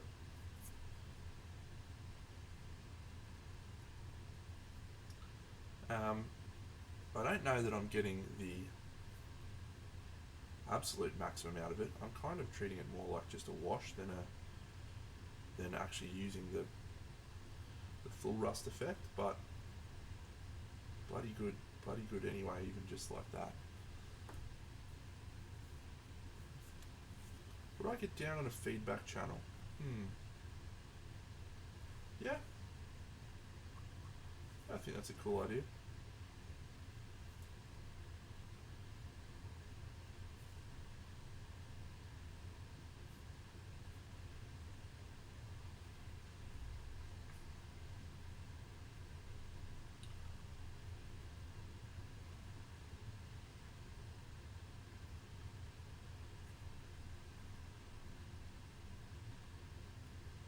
Yeah, I definitely haven't gone like really thick with this stuff in general.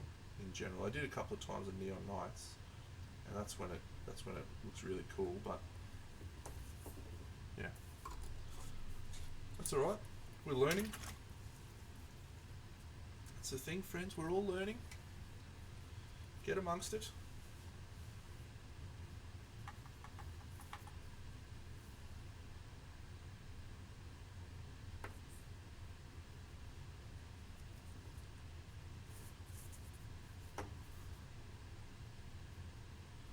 All right. I probably need to. I'll put blood into the braziers, the brassiers. I just got to decide what I put in. If I paint their hands, their arms. I probably will paint their arms actually. Let's do that with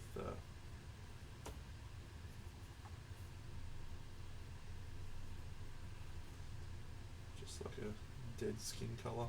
I think I've got one called Vampire Flesh maybe.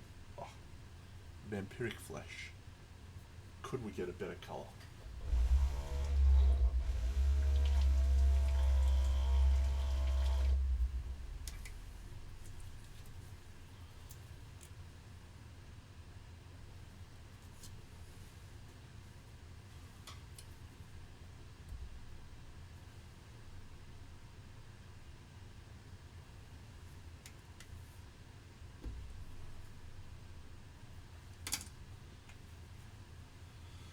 It's me, God, I'm the problem, it's me.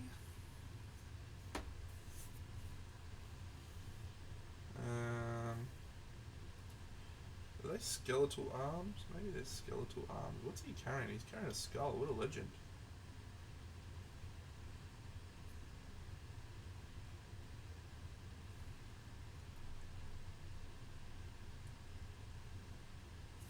Okay, let's go.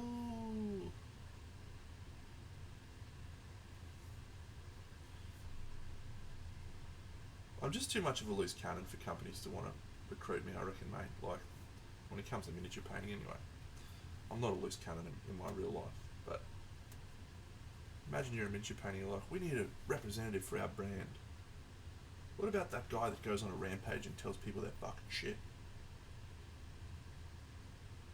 Let's get him.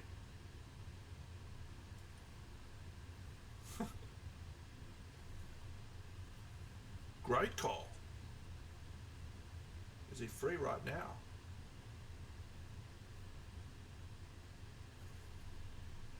No, he's telling guys to fuck off.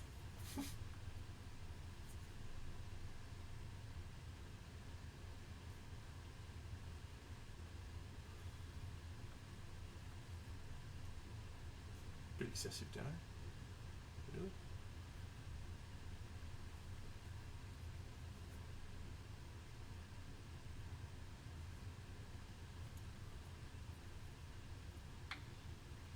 Yeah, AK had a pretty big miss back there for a while with their Auschwitz. It was great. Let's promote it. Back in book range. Not ideal. What did Green Stuff World do again? They had a Barry Crocker too.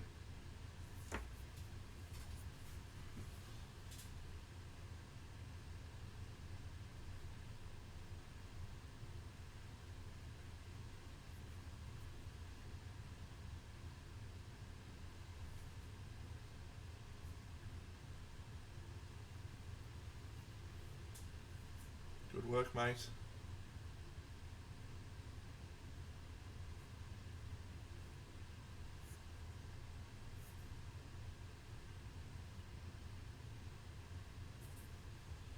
That's right, that's right. Yeah, good one.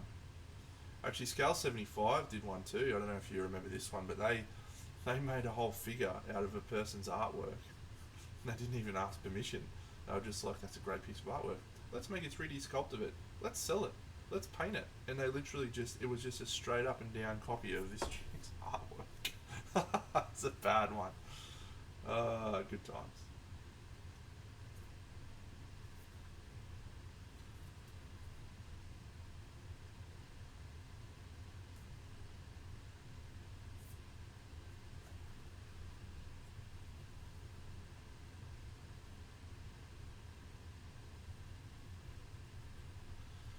Look, I don't say this to excuse any behaviour, but it's not easy being a fucking miniature company out there. Like, I don't know how you're expected to make money in this economy in this fucking time.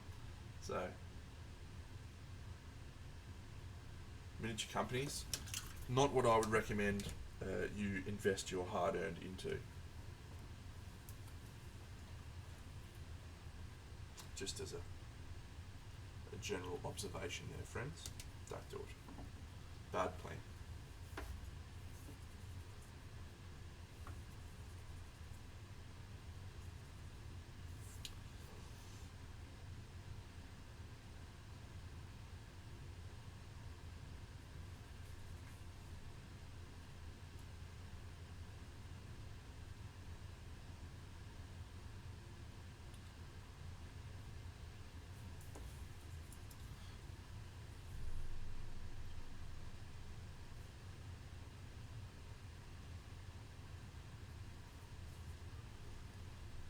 Unless you're Spira, yeah.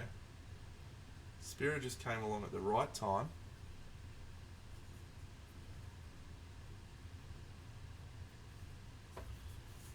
Had a beautiful style that resonated with a lot of people. Landed some amazing sculpts early on. And then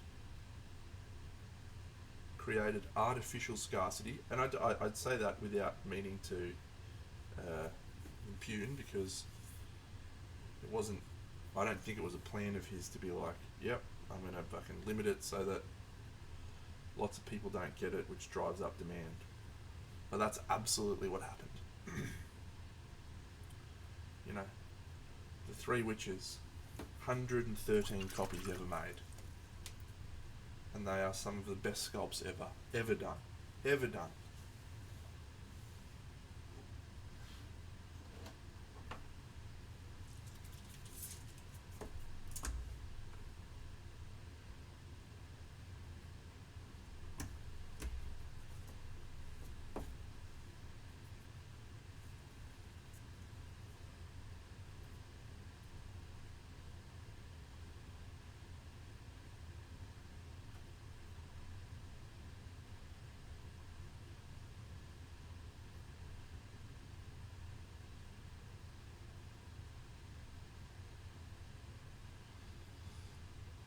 I haven't had a lot to do with Monument Hobbies.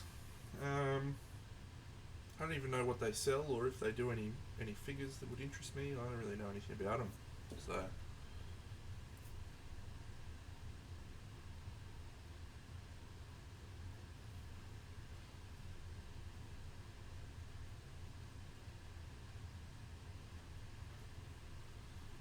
Pro Krill, cool. Yep, I've had nothing to do with them.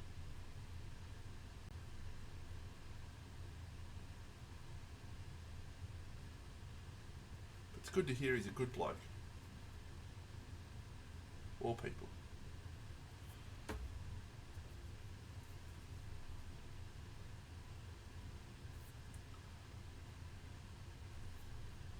I don't know, if they decide to send me some paints to try out, I'll happily do so. Like Darkstar, they're about to send me some of their metallics. Dude just reached out to me on Instagram. He said, hey Deno, you're famous. You got lots of followers. Please try my paints. And I said, I'll happily do so, mate. However, I will say this: when someone reaches out to me like that, and it happens, yeah, a little bit. Um, I actually, the way I respond is, "Hey mate, I'd love to check out your stuff. However, I need a caveat. Um, I don't do paid promotions. I will only ever speak how I honestly feel about your figures, models, paints, whatever. And if that means I don't like them, I will say that. If I do like them, I will say that. And that's why I don't receive red grass paints anymore, or red grass models."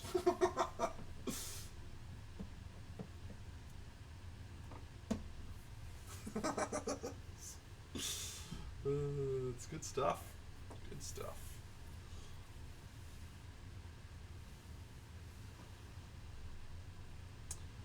Uh, it's interesting. I'm still using their wet palette right now. I really like the sponge. I really like the wet palette design. Um, their paper. I didn't like their paper. I just went off it. It's like, this paper's fucking shit. Yeah, and then they stopped adding me on the email trail.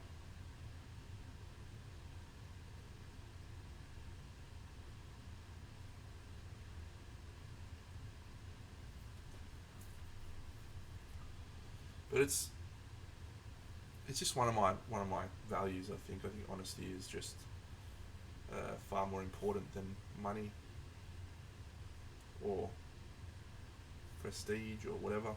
You know, I'd rather. I just use Multics, mate. Baking paper. I've got a 30 metre roll that's lasted me for about 3 years. And if you've seen how often I paint and how much I paint, you would know that is a great investment.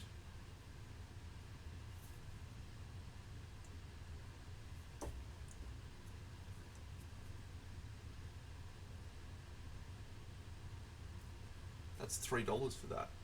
The red grass paper was like 50 sheets or something. Was like $100 or I don't know. It wasn't that much. It's not that bad, but I was like, wet palette's great. Use the wet palette. Paper's shit. Don't use the paper. Brushes are no good. Don't use the brushes. But the wet palette's good. No more freebies.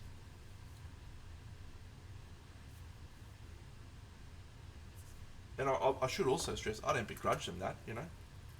Like, they're out there to promote their brand, as well they should. So, but my position,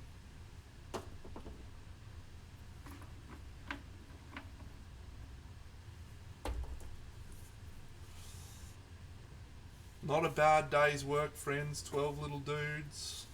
I'll varnish them, and then I'll put some blood in there. I'll put some blood spatters on these guys. Just a couple of other little Bobby Dazzlers, and that'll do us. Back tomorrow, friends. We may, as I said, we may get into some of those projects, or we may be painting more of these guys. I don't know.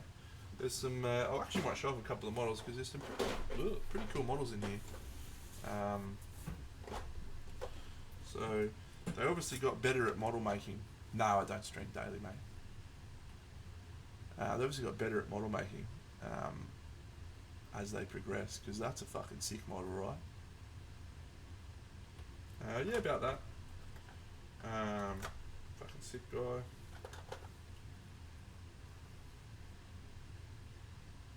Little priesty guy, that's mad. Check this guy out. How cool's that guy? Barbarian dude. Paint the shit out of him. And then yeah, this little summoner guy. Pretty cool. These are great. These are a little horde of little gremlins. So that'll be fun. And then this little snake. It's some pretty cool, like, pretty cool figures. Then there's some shockers. I don't like this one. I don't like this one that much. It's alright, I suppose, but. Oh, this guy's mad too. Look at this guy. Yeah, for board game figures, the quality is very good. You know, like I didn't have any difficulty determining what elements were what on these models. And to me, that is the mark of a good board game sculpt, because sometimes the details are all blobby and awful. Maybe I should just quickly paint their pants. Yeah. I don't stream daily. I stream Sunday mornings, which is right now. And then I stream Monday nights.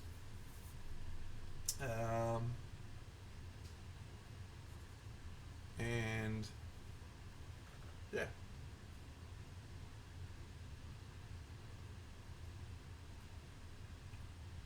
That's about it.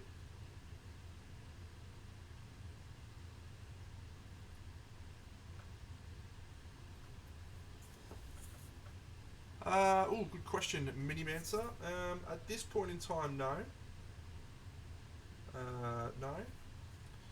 And that's because, for the moment, I'm still working, and it's actually getting worse right now, where I've got a lot more work on my plate than ever before.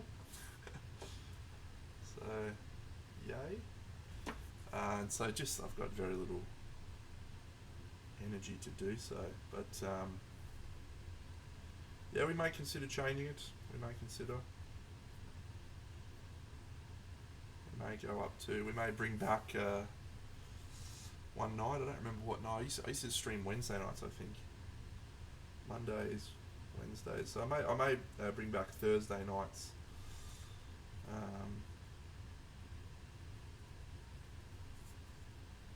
Or not. You know. I have a limited amount of spare time these days, free time, and so I've got to apportion that wisely.